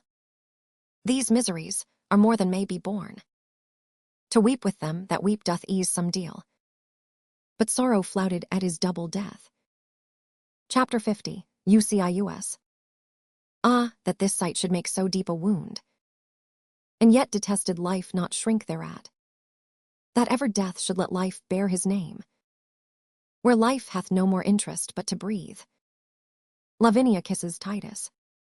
Chapter 1000, ARCUS. Alas, poor heart, that kiss is comfortless, as frozen water to a starved snake. Titus, when will this fearful slumber have an end? Chapter 1000, ARCUS. Now farewell, flattery, die Andronicus. Thou dost not slumber, see thy two sons' heads, thy warlike hand, thy mangled daughter here, thy other banished son with this dear sight, struck pale and bloodless, and thy brother I, even like a stony image, cold and numb. Ah, now no more will I control thy griefs. Rend off thy silver hair, thy other hand, gnawing with thy teeth, and be this dismal sight the closing up of our most wretched eyes. Now is a time to storm, why art thou still? Titus. Chapter 1000, ARCUS. Why dost thou laugh? It fits not with this hour. Titus. Why, I have not another tear to shed. But besides, this sorrow is an enemy, and would usurp upon my watery eyes, and make them blind with tributary tears. Then which way shall I find revenge's cave? For these two heads do seem to speak to me, and threat me I shall never come to bliss, till all these mischiefs be returned again, even in their throats that have committed them. Chapter 100, let me see what task I have to do. You heavy people, circle me about, that I may turn me to each one of you, and swear unto my soul to right your wrongs. The vow is made, come brother, take a head, and in this hand the other will I bear. And Lavinia, thou shalt be employed in these arms. Bear thou my hand, sweet wench, between thy teeth. As for thee, boy, go, get thee from my sight. Thou art in exile, and thou must not stay. Hie to the Goths, and raise an army there. And if you love me, as I think you do. Chapter 50, Let's kiss and part, for we have much to do. Exeunt Titus, Marcus, and Lavinia. Chapter 50, UCIUS. Farewell, Andronicus, my noble father, the wofulst man that ever lived in Rome. Farewell, proud Rome, till Lucius come again. He loves his pledges dearer than his life. Farewell, Lavinia, my noble sister. Oh, would thou wert as thou tofore hast been. But now nor Lucius nor Lavinia lives, but in oblivion and hateful griefs. Chapter 1, If Lucius live, he will requite your wrongs, and make proud Saturnine and his empress beg at the gates, like Tarquin and his queen. Now will I to the Goths, and raise a power, to be revenged on Rome and Saturnine. Scene 2, Rome, a room in Titus's house, a banquet set out. Enter Titus Andronicus, Marcus, Lavinia, and the boy young Lucius. Titus. So, now sit, and look you eat no more. Then we'll preserve just so much strength in us, as will revenge these bitter woes of ours. Chapter 1000, Arcus, unknit that sorrow-wreathen knot. Thy niece and I, poor creatures, won our hands, and cannot passionate our tenfold grief. With folded arms, this poor right hand of mine. Chapter 1, left to tyrannize upon my breast, who in my heart, all mad with misery, beats in this hollow prison of my flesh. Then thus I thump it down. Thou map of woe, that thus dost talk in signs, when thy poor heart beats with outrageous beating, thou canst not strike it thus to make it still. Wound it with sighing, girl, kill it with groans, or get some little knife between thy teeth, and just against thy heart make thou a hole, that all the tears that thy poor eyes let fall. Chapter 1000, I run into that sink and soaking in. Chapter 500. Roan the lamenting fool in sea salt tears. Chapter 1000. Arcus. Fie, brother, fie, teach her not thus to lay such violent hands upon her tender life. Titus. How now, has sorrow made thee dote already? Why, Marcus, no man should be mad but I. What violent hands can she lay on her life? Ah, wherefore dost thou urge the name of hands? To bid Aeneas tell the tale twice o'er, how Troy was burnt, and he made miserable. Oh, handle not the theme, to talk of hands. Chapter 50. Est we remember still that we have none. Fie, fie, how frantically I square my talk, as if we should forget we had no hands. Chapter 1. F. Marcus did not name the word of hands. Chapter 100. Let's fall to, and gentle girl, eat this. Here is no drink. Hark, Marcus, what she says. Chapter 1. Can interpret all her martyred signs. She says she drinks no other drink but tears, brewed with her sorrow, meshed upon her cheeks. Speechless complainer, I will learn thy thought. Chapter 1. In thy dumb action will I be as perfect as begging hermits in their holy prayers. Thou shalt not sigh, nor hold thy stumps to heaven, nor wink, nor nod, nor kneel, nor make a sign. But I of these will rest an alphabet, and by still practice learn to know thy meaning. Young Lucius. Good grandsire, leave these bitter deep laments. Chapter 1000. Ake my Aunt Mary with some pleasing tale. Chapter 1000. Arcus. Alas, the tender boy in passion moved. Chapter 500. Oth weep to see his grandsire's heaviness. Titus. Peace, tender sapling, thou art made of tears, and tears will quickly melt thy life away. Marcus strikes the dish with a knife. What dost thou strike at, Marcus, with thy knife? Chapter 1000. Arcus. At that I have killed, my lord, a fly. Titus. Out on thee, murderer, thou kill'st my heart. Chapter 1001. Knee eyes are cloyed with view of tyranny. A deed of death done on the innocent. Becomes not Titus brother, get thee gone. Chapter 1. See thou art not for my company. Chapter 1000. Arcus. Alas, my lord, I have but killed a fly. Titus. But, how if that fly had a father and mother? How would he hang his slender gilded wings, and buzz lamenting doings in the air? Poor harmless fly, that with his pretty buzzing melody. Chapter 100. Aim here to make us merry, and thou hast killed him. Chapter 1000. Arcus. Pardon me, sir, 'twas a black ill-favored fly. Chapter 51. Key to the Empress more, therefore I killed him. Titus. Oh, Ozo. Then pardon me for reprehending thee, for thou hast done a charitable deed. Give me thy knife, I will insult on him, flattering myself as if it were the... Chapter 100. Hither purposely to poison me. There's for thyself, and that's for Tamora. Ah, sirrah. Yet I think we are not brought so low, but that between us we can kill a fly.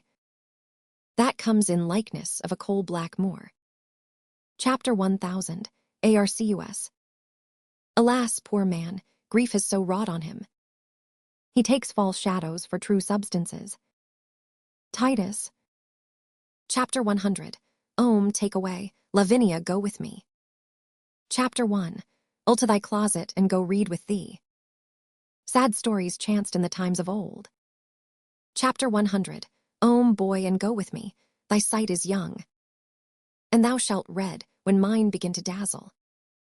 Act 4. Scene 1.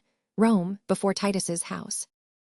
Enter young Lucius and Lavinia running after him, and the boy flies from her with his books under his arm. Enter Titus and Marcus. Young Lucius. Help, grandsire, help, my Aunt Lavinia follows me everywhere, I know not why. Good Uncle Marcus, see how swift she comes. Alas, sweet aunt, I know not what you mean. Chapter 1000, Arcus. Stand by me, Lucius, do not fear thine aunt. Titus. She loves thee, boy, too well to do thee harm. Young Lucius. I, when my father was in Rome, she did. Chapter 1000, Arcus. What means my niece Lavinia by these signs? Titus. Fear her not, Lucius, somewhat doth she mean. See, Lucius, see how much she makes of thee. Some whither would she have thee go with her? Ah, boy, Cornelia never with more care. Read to her sons than she hath read to thee.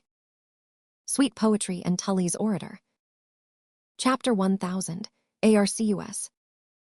Chapter 100, Anst thou not guess wherefore she plies thee thus? Young Lucius. Chapter 1000, Why, Lord, I know not, nor can I guess, unless some fit or frenzy do possess her. For I have heard my grandsire say full oft, extremity of griefs would make men mad. And I have read that Hecuba of Troy ran mad for sorrow, that made me to fear. Although, my lord, I know my noble aunt. Chapter 50, Oves me as dear as e'er my mother did, and would not, but in fury, fright my youth, which made me down to throw my books, and fly. Chapter 100, Ausless perhaps, but pardon me, sweet aunt. And madam, if my uncle Marcus go. Chapter 1, Will most willingly attend your ladyship. Chapter 1000, Arcus. Chapter 50, Lucius I will. Lavinia turns over with her stumps the books which Lucius has let fall. Titus. How now, Lavinia? Marcus, what means this? Some book there is that she desires to see. Which is it, girl, of these? Open them, boy.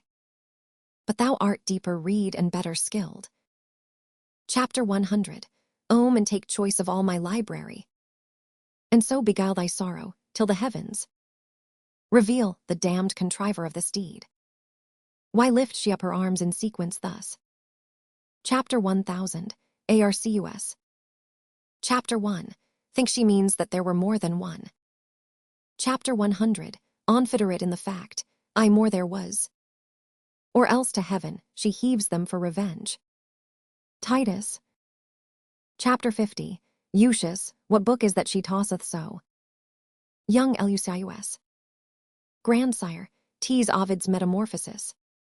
Chapter 1000, Why mother gave it me. Chapter 1000, Arcus.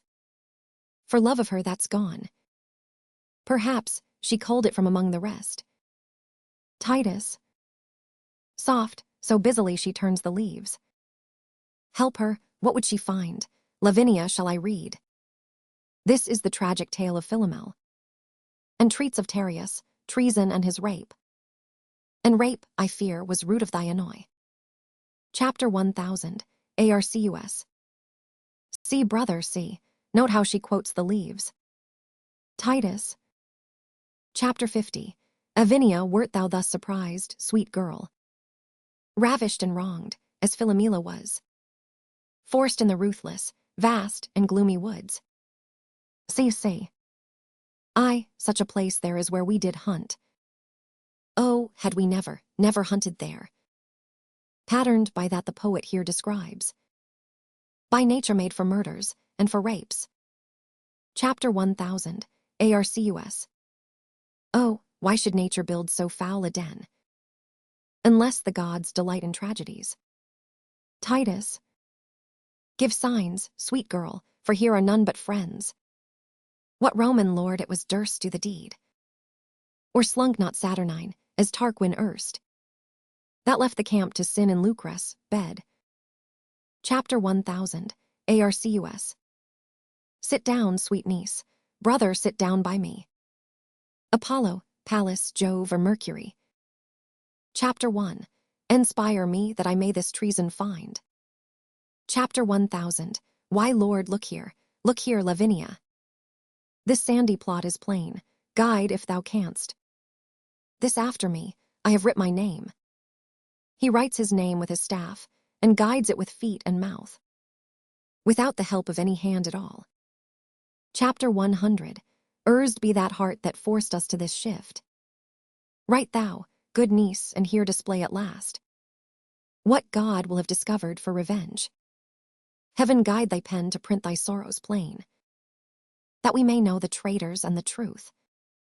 She takes the staff in her mouth, and guides it with her stumps and rights. Oh, do ye read, my lord, what she hath writ? Titus, Stuprum Chiron, Demetrius.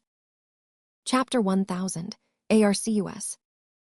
What, the lustful sons of Tamora, performers of this heinous bloody deed.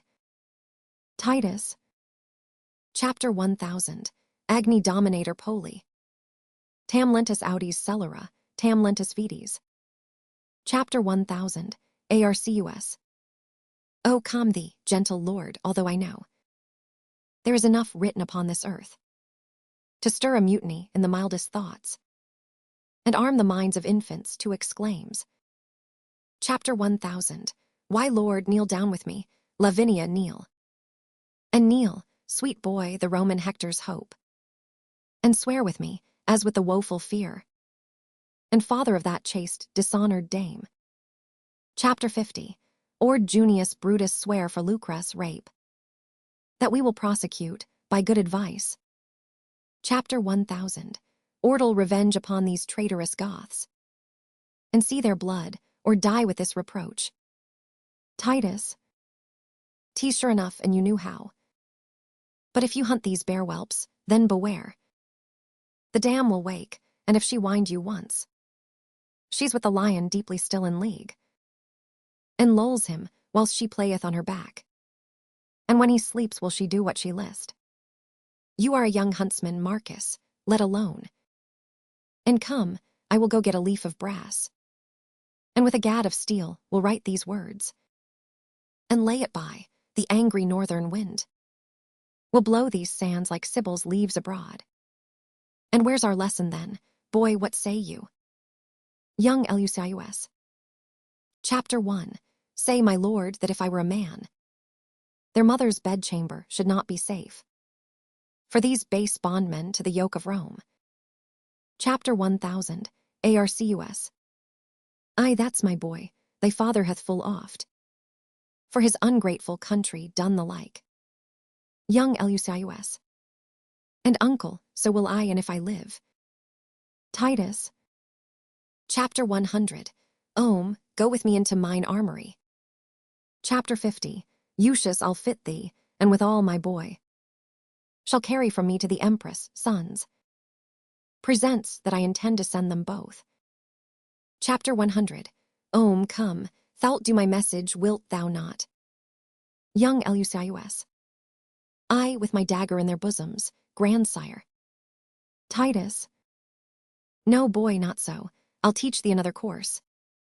Chapter 50. Avinia, come, Marcus, look to my house. Chapter 50. Lucius, and I'll go brave it at the court. I, Mary, will we, sir, and will be waited on. Exeunt Titus, Lavinia, and young Lucius. Chapter 1000. Arcus. O heavens, can you hear a good man groan, and not relent, or not compassion him? Chapter 1000.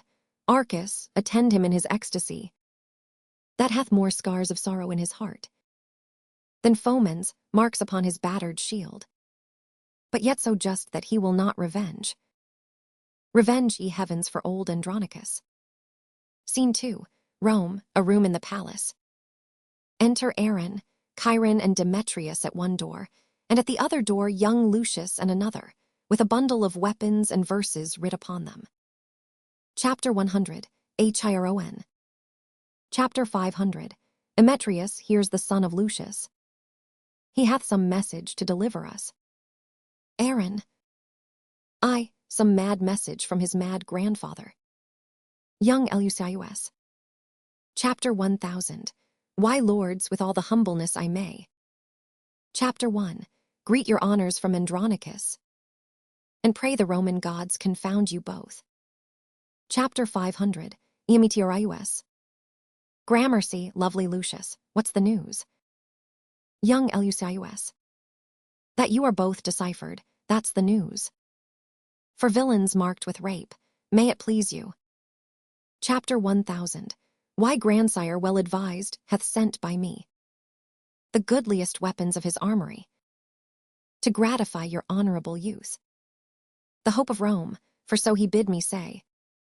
And so I do, and with his gifts present. Your lordships that, whenever you have need, you may be armed and appointed well.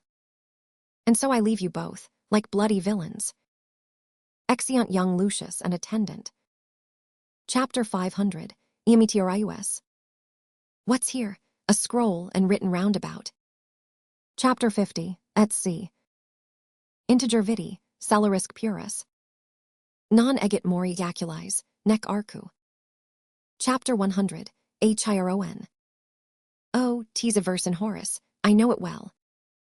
Chapter 1. Read it in the grammar long ago. Aaron. I just, a verse in Horace, right you have it. Now, what a thing it is to be an ass. Here's no sound jest. The old man hath found their guilt, and sends them weapons wrapped about with lines. That wound, beyond their feeling to the quick. But were our witty empress well afoot, she would applaud Andronicus' conceit. But let her rest in her unrest a while. And now, young lords, was not a happy star. Chapter 50. Et us to Rome, strangers, and more than so. Chapter 100. Aptives to be advanced to this height. Chapter 1. Tea did me good before the palace gate, to brave the tribune in his brother's hearing. Chapter 500. Immersing. But me more good to see so great a lord basely insinuate and send us gifts. Aaron. Had he not reason, Lord Demetrius? Chapter 999. You not use his daughter very friendly. Chapter 500. Immersing. Chapter 1. Would we had 1,000 Roman dames at such a bay, by turn to serve our lust. Chapter 100. Hiron. A charitable wish, and full of love. Aaron. Here lacks but your mother for to say amen. Chapter 100. Hiron. And that would she for 20,000 more. Chapter 500. Immersing. Chapter 100. Let us go and pray to all the gods for our beloved mother in her pains. Aaron. Pray to the devils, the gods have given us over. Chapter 500. Immersing. Why do the emperor's trumpets flourish thus? Chapter 100. Hiron. Belike for joy the emperor hath a son. Chapter 500. Immersing. Soft who comes here. Enter nurse, with a blackamoor child in her arms. Nurse. Good morrow, lords. Oh, tell me, did you see Aaron the Moor? Aaron. Well, more or less, or ne'er a whit at all. Here Aaron is, and what with Aaron now? Nurse. Oh, gentle Aaron, we are all undone. Now help, or woe betide thee evermore. Aaron. Why, what a caterwauling dost thou keep? What dost thou wrap and fumble in thy arms? Nurse. Oh, that which I would hide from heaven's eye. Our empress, shame and stately Rome's disgrace. She is delivered, lords, she is delivered. Aaron. To whom? Nurse. Chapter 1. Mean she's brought a bed. Aaron. Well, God give her good rest. What hath he sent her? Nurse. A devil. Aaron. Why then she is the devil's dam, a joyful issue. Nurse. A joyless, dismal, black and sorrowful issue. Here is the babe, as loathsome as a toad, amongst the fair-faced breeders of our clime. The empress sends it thee, thy stamp, thy seal, and bids thee christen it with thy dagger's point. Aaron. Zounds, ye whore, is black so base a hue. Sweet blows, you are a beauteous blossom sure. Chapter 500. Immersing. Chapter 104. Ain, what hast thou done? Aaron, that which thou canst not undo. Chapter 100, Hron. Thou hast undone our mother. Aaron. Chapter 104, Ain, I have done thy mother. Chapter 500, Emeteorius. And therein, hellish dog, thou hast undone her. Woe to her chance, and damned her loathed choice. Accursed the offspring of so foul a fiend. Chapter 100, Hron. Chapter 1, T shall not live. Aaron. Chapter 1, T shall not die. Nurse. Aaron, it must, the mother wills it so. Aaron. What must it, nurse? Then let no man but I. Chapter 500, O execution on my flesh and blood. Chapter 500, Emeteorius. Chapter 1, I'll broach the tadpole on my rapier's point. Nurse, give it me, my sword shall soon dispatch it. Aaron. Sooner this sword shall plough thy bowels up. Taking the baby. Stay, murderous villains, will you kill your brother? Now, by the burning tapers of the sky. That shone so brightly when this boy was got. He dies upon my scimitar's sharp point. That touches this my firstborn son and heir. Chapter 1, Tell you younglings not Enceladus, with all his threatening band of Typhon's brood, nor great Alcides, nor the god of war, shall seize this prey out of his father's hands. What, ye sanguine, shallow-hearted boys? Ye white-limed walls, ye alehouse-painted signs. Chapter 100, Old black is better than another hue. Chapter 1, And that it scorns to bear another hue. For all the water in the ocean. Chapter 100, And never turn the swan's black legs to white, although she lave them hourly in the flood. Tell the empress from me, I am of A. To keep mine own, excuse it how she can. Chapter 500, Emeteorius. Wilt thou betray thy noble mistress thus? Aaron. Chapter 1000, Why mistress is my mistress, this myself. The vigor and the picture of my youth. This before all the world do I prefer. This maugre all the world will I keep safe. Or some of you shall smoke for it in Rome. Chapter 500, Emeteorius. By this our mother is forever shamed. Chapter 100, Hron. Rome will despise her for this foul escape. Nurse. The emperor in his rage will doom her death. Chapter 100, Hron. Chapter 1, Blush to think upon this ignominy. Aaron. Why, there's the privilege your beauty bears. Fie, treacherous hue, that will betray with blushing the close enacts and counsels of thy heart. Here's a young lad framed of another leer. Chapter 50, Ook how the black slave smiles upon the father, as who should say, Old lad, I am thine own. He is your brother, lords, sensibly fed of that self-blood that first gave life to you, and from your womb, where you imprisoned were. He is enfranchised and come to light. Nay, he is your brother by the surer side, although my seal be stamped in his face. Nurse. Aaron, what shall I say unto the empress? Chapter 500, Emeteorius. Advise thee, Aaron, what is to be done, and we will all subscribe to thy advice. Save thou the child, so we may all be safe. Aaron. Then sit we down, and let us all consult. Chapter 1000, Why son and I will have the wind of you. Keep there, now talk at pleasure of your safety. Chapter 500, Emeteorius. How many women saw this child of his? Aaron. Why so, brave lords, when we join in league? Chapter 1, Am a lamb, but if you brave the moor. The chafed boar, the mountain lioness. The ocean swells not so as Aaron's storms.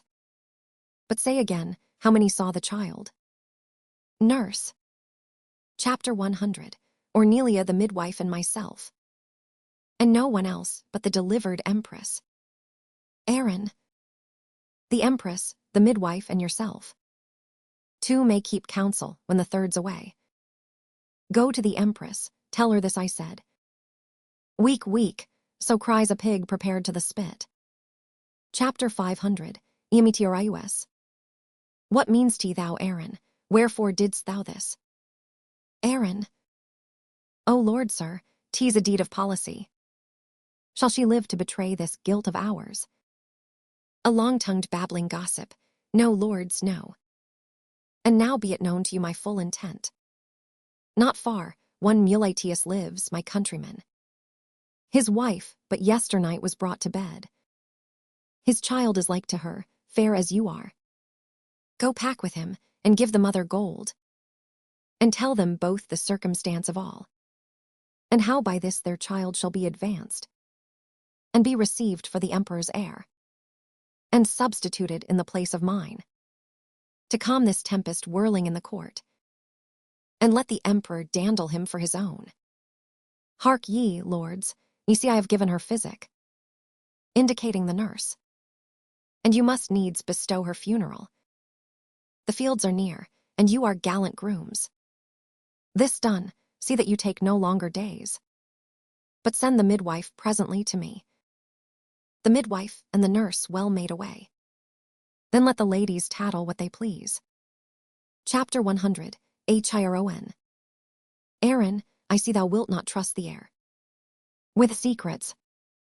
Chapter 500, Immersing. For this care of Tamora, herself and hers are highly bound to thee. Exeunt Demetrius and Chiron, carrying the nurse's body. Aaron. Now to the Goths, as swift as swallow flies, there to dispose this treasure in mine arms, and secretly to greet the empress, friends. Chapter 100, Oman, youth-eclipsed slave, I'll bear you hence, for it is you that puts us to our shifts. Chapter 1, I'll make you feed on berries and on roots, and feed on curds and whey, and suck the goat, and cabin in a cave, and bring you up, to be a warrior, and command a camp. Scene 3, Rome, a public place. Enter Titus, old Marcus, his son Publius, young Lucius, and other gentlemen with bows, and Titus bears the arrows with letters on the ends of them. Titus. Chapter 100, O Marcus, come, kinsmen, this is the way. Sir boy, let me see your archery. Chapter 50, Uki draw home enough and tease their straight. Terra's Astria reliquit. Be you remembered, Marcus, she's gone, she's fled. Sirs, take you to your tools, you cousins. Go sound the ocean, and cast your nets. Happily you may catch her in the sea. Yet there's as little justice as at land. No, Publius and Sempronius, you must do it. Tease you must dig with mattock and with spade, and pierce the inmost center of the earth. Then, when you come to Pluto's region. Chapter 1, pray you, deliver him this petition. Tell him it is for justice and for aid, and that it comes from old Andronicus, shaken with sorrows in ungrateful Rome. Ah, Rome, well, well, I made thee miserable. What time I threw the people's suffrages on him that thus doth tyrannize o'er me. Go, get you gone, and pray be careful all, and leave you not a man-o'-war unsearched. This wicked emperor may have shipped her hence, and kinsmen, then we may go pipe for justice. Chapter 1000, Arcus. O Publius, is not this a heavy case, to see thy noble uncle thus distract? Publius. Therefore, my lords, it highly us concerns, by day and night to attend him carefully, and feed his humor kindly as we may, till time beget some careful remedy. Chapter 1000, Arcus. Kinsmen, his sorrows are past remedy. But join with the Goths, and with revengeful war take wreak on Rome for this ingratitude, and vengeance on the traitor Saturnine. Titus. Publius, how now, my masters? What, have you met with her? Publius. No, my good lord, but Pluto sends you word. Chapter 1, If you will have revenge from hell, you shall. Chapter 1000. Awry for justice, she is so employed. He thinks, with Jove in heaven or somewhere else. So that perforce you must needs stay a time. Titus. He doth me wrong to feed me with delays. Chapter 1. I'll dive into the burning lake below and pull her out of Acheron by the heels. Chapter 1000. Arcus, we are but shrubs, no cedars we. No big-boned men framed of the Cyclops' size. But metal, Marcus, steel to the very back. Yet wrung with wrongs more than our backs can bear. And sith there's no justice in earth nor hell, we will solicit heaven and move the gods to send down justice for to wreak our wrongs. Chapter 100. Ohm to this gear, you are a good archer, Marcus. He gives them the arrows. Ad Jovem, that's for you here, ad Apollinum. Ad Martem, that's for myself. Here, boy, to Pallas, here to Mercury. To Saturn, Caius, not to Saturnine. You were as good to shoot against the wind. To it, boy, Marcus, loose when I bid. Of my word, I have written to effect. There's not a god left unsolicited. Chapter 1000. Arcus. Kinsmen, shoot all your shafts into the court. We will afflict the emperor in his pride. Titus. Now masters draw. Oh, well said, Lucius. Good boy in Virgo's lap, give it Pallas. Chapter 1000. Arcus. Chapter 1000. Why, Lord, I aim a mile beyond the moon. Your letter is with Jupiter by this. Titus. Publius, what hast thou done? See, thou hast shot off one of Taurus' horns. Chapter 1000. Arcus. This was the sport, my lord, when Publius shot. The bull, being galled, gave Ares such a knock that down fell both the ram's horns in the court. And who should find them but the empress, villain? She laughed, and told the Moor he should not choose, but give them to his master for a present. Titus. Why, there it goes. God give his lordship joy. Enter the clown with a basket and 2 pigeons in it. News from heaven. Marcus, the post is come. Sirrah, what tidings? Have you any letters? Shall I have justice? What says Jupiter? Chapter 150. Own. Ho, the gibbet maker. He says that he hath taken them down again, for the man must not be hanged till the next week. Titus. But what says Jupiter, I ask thee? Chapter 150. Own. Alas, sir, I know not Jupiter. I never drank with him in all my life. Titus. Why, villain, art not thou the carrier? Chapter 150. Own. I of my pigeons, sir, nothing else. Titus. Why, didst thou not come from heaven? Chapter 150. Own. From heaven, alas, sir, I never came there. God forbid I should be so bold to press to heaven in my young days. Why, I am going with my pigeons to the tribunal plebs, to take up a matter of brawl betwixt my uncle and one of the emperor's men. Chapter 1000. Arcus. Why, sir, that is as fit as can be to serve for your oration, and let him deliver the pigeons to the emperor from you. Titus. Tell me, can you deliver an oration to the emperor with a grace? Chapter 150. Own. Nay, truly, sir, I could never say grace in all my life. Titus. Sirrah, come hither, make no more ado, but give your pigeons to the emperor. By me thou shalt have justice at his hands. Hold, meanwhile here's money for thy charges. Give me pen and ink. Sirrah, can you with a grace deliver up a supplication? Chapter 150. Own. Aye, sir. Titus.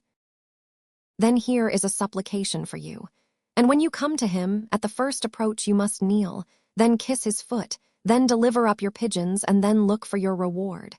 I'll be at hand, sir. See you do it bravely. Chapter 150. Own. Chapter 1. Warrant you, sir, let me alone. Titus. Sirrah, hast thou a knife? Come, let me see it. Here, Marcus, fold it in the oration. For thou hast made it like a humble suppliant. And when thou hast given it to the emperor, knock at my door and tell me what he says. Chapter 150, Own.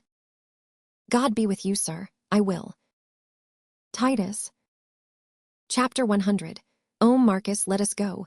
Publius, follow me. Scene 4, Rome, before the palace.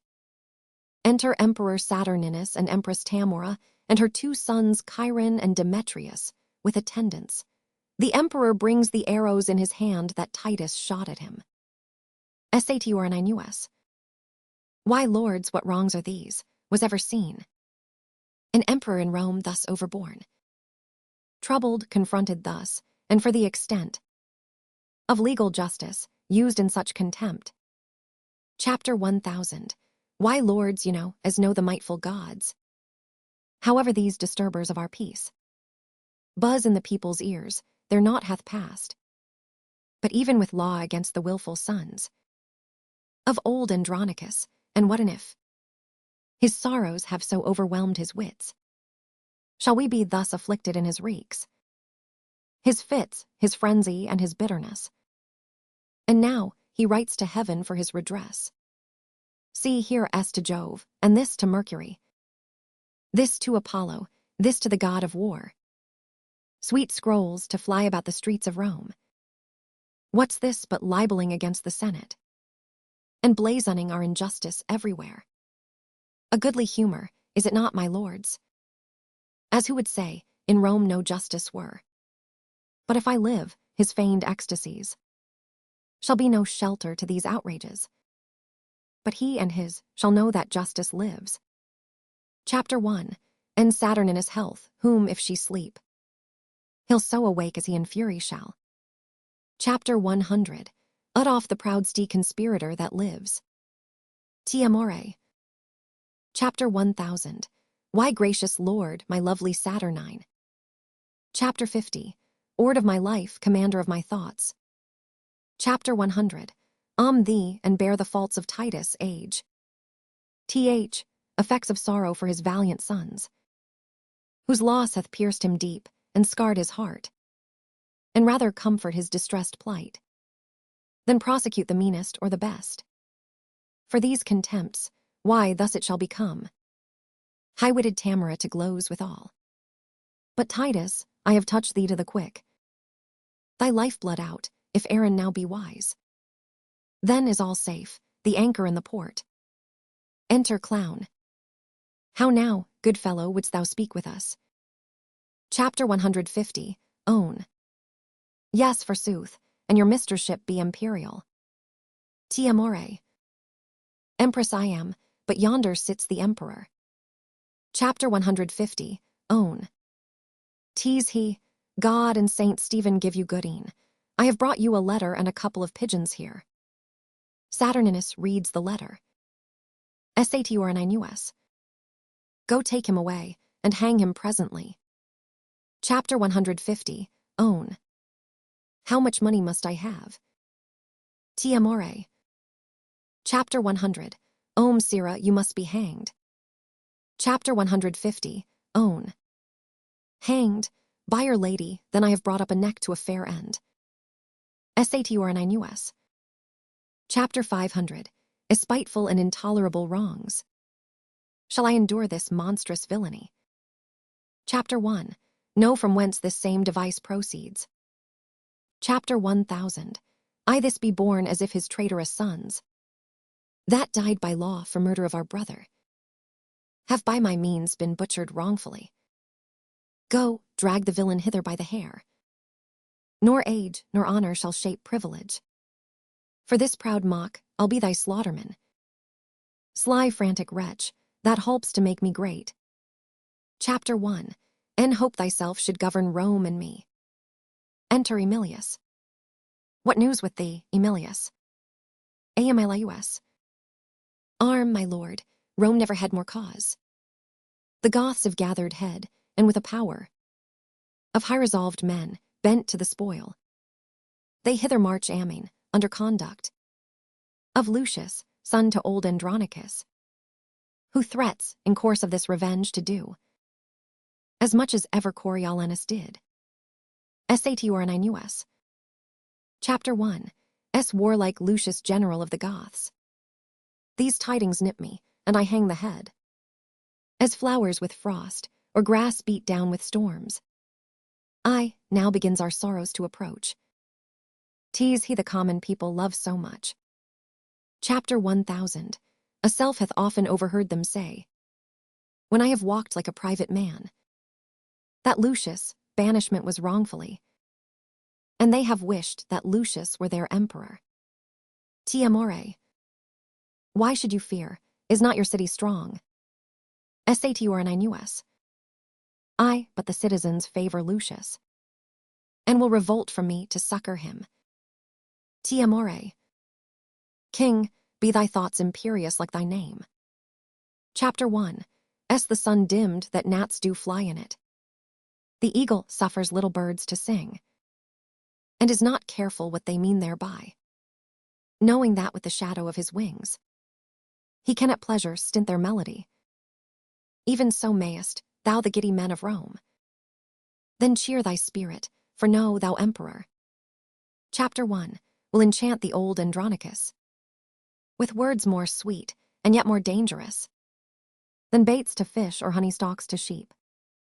Weenas, the one is wounded with the bait, the other rotted with delicious feed. Saturninus. But he will not entreat his son for us. Tamora. Chapter 1. If Tamora entreat him, then he will, for I can smooth and fill his aged ears with golden promises that were his heart almost impregnable, his old ears deaf. Yet should both ear and heart obey my tongue. Go thou before, be our ambassador. Say that the emperor requests a parley of warlike Lucius, and appoint the meeting, even at his father's house, the old Andronicus. Saturninus. Emilius, do this message honorably, and if he stand on hostage for his safety, bid him demand what pledge will please him best. Emilius. Your bidding shall I do effectually. Tamora. Now will I to that old Andronicus, and temper him with all the art I have, to pluck proud Lucius from the warlike Goths. And now, sweet emperor, be blithe again, and bury all thy fear in my devices. Saturninus. Then go successantly, and plead to him. Act 5. Scene 1. Plains near Rome. Enter Lucius with an army of Goths, with drums and soldiers. Chapter 50. Ucius. Approved warriors and my faithful friends. Chapter 1. Have received letters from great Rome, which signifies what hate they bear their emperor, and how desirous of our sight they are. Therefore, great lords, be as your titles witness. Chapter 999. Purious and impatient of your wrongs, and wherein Rome hath done you any scath. Chapter 50. Let him make treble satisfaction. First Goth. Brave slip, sprung from the great Andronicus, whose name was once our terror, now our comfort, whose high exploits and honorable deeds. Chapter 1. Ingrateful Rome requites with foul contempt. Be bold in us, we'll follow where thou leadst he. Chapter 51. Key stinging bees in hottest summer's day. Chapter 50. Ed by their master to the flowered fields, and be avenged on cursed Tamora. Goths. And as he saith, so say we all with him. Chapter 50. Ucius. Chapter 1. Humbly thank him, and I thank you all. But who comes here, led by a lusty Goth? Enter a Goth, leading of Aaron with his child in his arms. Second Goth. Renowned Lucius, from our troops I strayed, to gaze upon a ruinous monastery. And as I earnestly did fix mine eye upon the wasted building, suddenly, Chapter 1. Heard a child cry underneath a wall. Chapter 1. Made unto the noise when soon I heard The crying babe controlled with this discourse. Peace, tawny slave, half me and half thy dame. Chapter 999. Not thy hue beret whose brat thou art. Had nature lent thee but thy mother's look. Chapter 104. Ain, thou mightst have been an emperor. But where the bull and cow are both milk white, they never do beget a coal-black calf. Peace, villain, peace. Even thus he rates the babe. For I must bear thee to a trusty Goth, who, when he knows thou art the empress babe, will hold thee dearly for thy mother's sake. With this, my weapon drawn, I rushed upon him, surprised him suddenly, and brought him hither, to use, as you think needful of the man. Chapter 50. UCIUS. O worthy Goth, this is the incarnate devil, that robbed Andronicus of his good hand. This is the pearl that pleased your empress, I.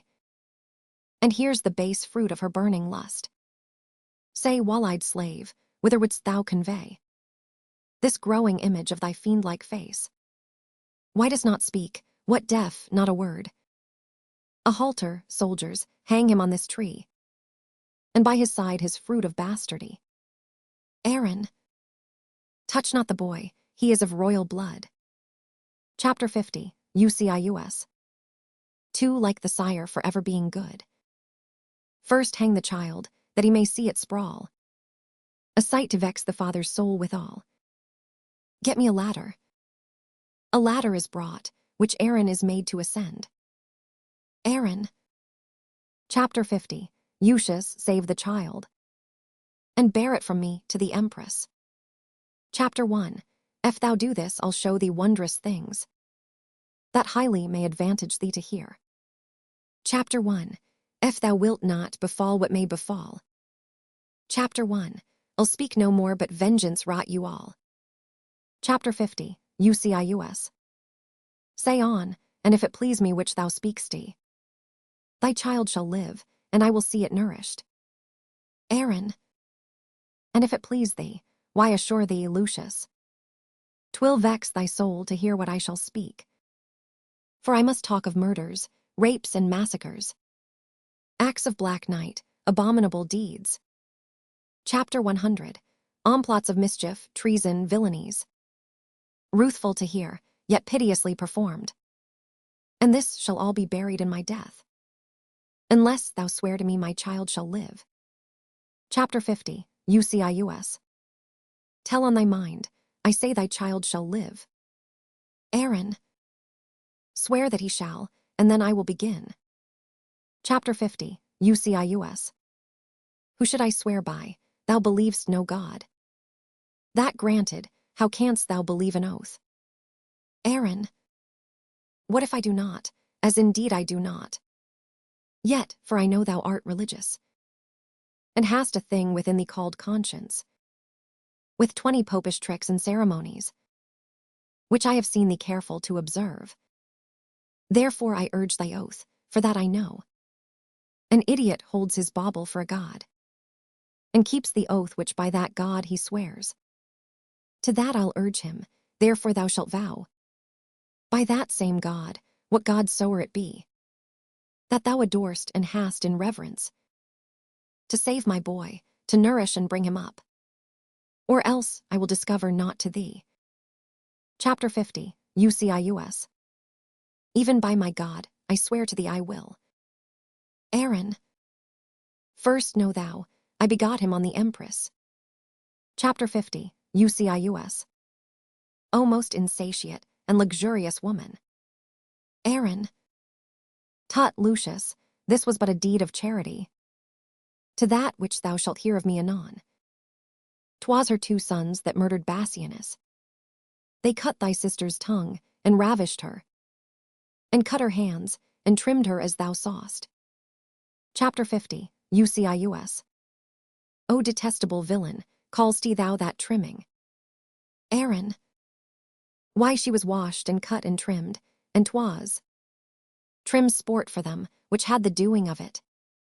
Chapter 50. UCIUS.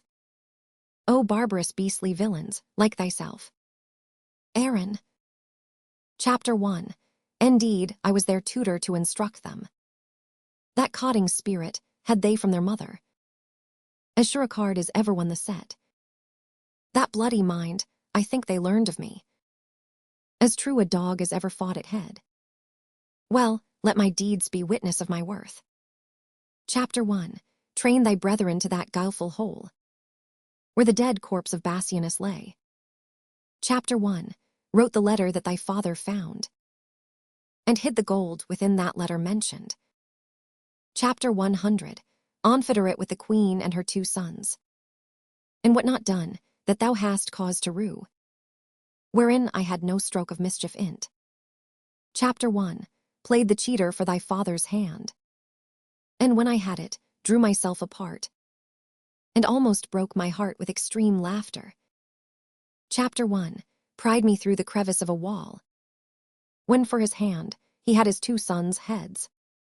Beheld his tears, and laughed so heartily, that both mine eyes were rainy like to his. And when I told the empress of this sport, she sounded almost at my pleasing tale, and for my tidings gave me 20 kisses. Goth, what, canst thou say all this and never blush? Aaron, I like a black dog, as the saying is. Chapter 50. UCIUS. Art thou not sorry for these heinous deeds?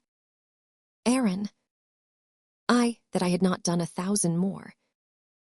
Even now I curse the day, and yet I think, few come within the compass of my curse, wherein I did not some notorious ill, as kill a man, or else devise his death, ravish a maid, or plot the way to do it, accuse some innocent, and forswear myself, set deadly enmity between 2 friends.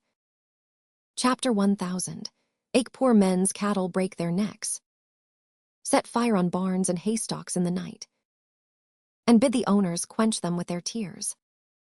Oft have I digged up dead men from their graves, and set them upright at their dear friend's door, even when their sorrows almost was forgot, and on their skins, as on the bark of trees, have with my knife carved in Roman letters, let not your sorrow die, though I am dead. But I have done 1,000 dreadful things, as willingly as one would kill a fly, and nothing grieves me heartily indeed, but that I cannot do 10,000 more. Chapter 50. UCIUS. Bring down the devil, for he must not die, so sweet a death as hanging presently. Aaron. Chapter 1. If there be devils, would I were a devil, to live and burn in everlasting fire, so I might have your company in hell, but to torment you with my bitter tongue. Chapter 50. UCIUS. Sirs, stop his mouth, and let him speak no more. Enter Emilius. Goth. Chapter 1000. Why, Lord, there is a messenger from Rome. Chapter 500. Askers to be admitted to your presence. Chapter 50. UCIUS. Chapter 50. Let him come near. Welcome, Emilius. What's the news from Rome? Amilius. Chapter 50. Ord Lucius and you princes of the Goths. The Roman emperor greets you all by me, and, for he understands you are in arms, he craves a parley at your father's house, willing you to demand your hostages, and they shall be immediately delivered. First Goth. What says our general? Chapter 50. UCIUS. Emilius, let the emperor give his pledges unto my father and my uncle Marcus, and we will come, march away. Scene 2. Rome, before Titus's house. Enter Tamora and her 2 sons, disguised. Tamora. Thus, in this strange and sad habiliment, Chapter 1 will encounter with Andronicus, and say I am revenge, sent from below, to join with him and right his heinous wrongs. Knock at his study, where they say he keeps, to ruminate strange plots of dire revenge. Tell him revenge is come to join with him, and work confusion on his enemies. Titus above opens his study door. Titus, Who doth molest my contemplation? Chapter 1. Is it your trick to make me ope the door, that so my sad decrees may fly away, and all my study be to no effect? You are deceived, for what I mean to do. See here in bloody lines I have set down, and what is written shall be executed. Tamora. Titus, I am come to talk with thee. Titus. No, not a word.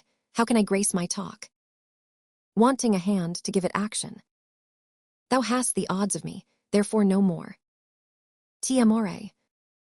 Chapter 1. If thou didst know me, thou wouldst talk with me. Titus. Chapter 1. Am not mad, I know thee well enough. Witness this wretched stump, witness these crimson lines. Witness these trenches made by grief and care. Witness the tiring day and heavy night. Witness all sorrow that I know thee well. For our proud empress, mighty Tamora. Chapter 1.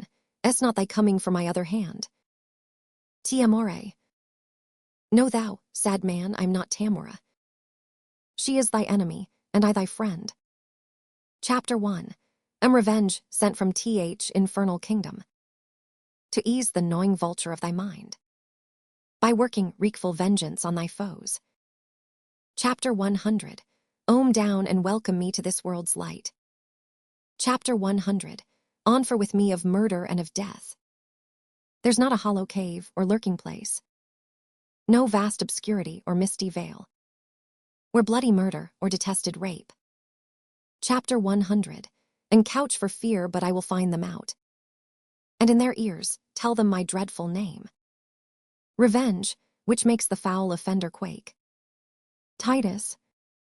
Art thou revenge, and art thou sent to me, to be a torment to mine enemies? Tamora. Chapter 1. Therefore come down and welcome me. Titus. Chapter 500. Owe me some service ere I come to thee. Chapter 50. Oh, by thy side where rape and murder stands, now give some surance that thou art revenge. Stab them, or tear them on thy chariot wheels, and then I'll come and be thy wagoner, and whirl along with thee about the globe. Provide thee 2 proper palfreys, black as jet, to hail thy vengeful wagon swift away, and find out murderers in their guilty caves. And when thy car is loaden with their heads, Chapter 1. Will dismount and by the wagon wheel trot like a servile footman all day long, even from Hyperion's rising in the east, until his very downfall in the sea. And day by day I'll do this heavy task, so thou destroy rapine and murder there. Tamora. These are my ministers, and come with me. Titus. Are they thy ministers? What are they called? Tamora. Rapine and murder, therefore called so, cause they take vengeance of such kind of men. Titus. Good Lord, how like the empress' sons they are. And you the empress, but we worldly men have miserable, mad, mistaking eyes. O sweet revenge, now do I come to thee, and, if one arm's embracement will content thee, Chapter 1. Will embrace thee in it by and by. Tamora.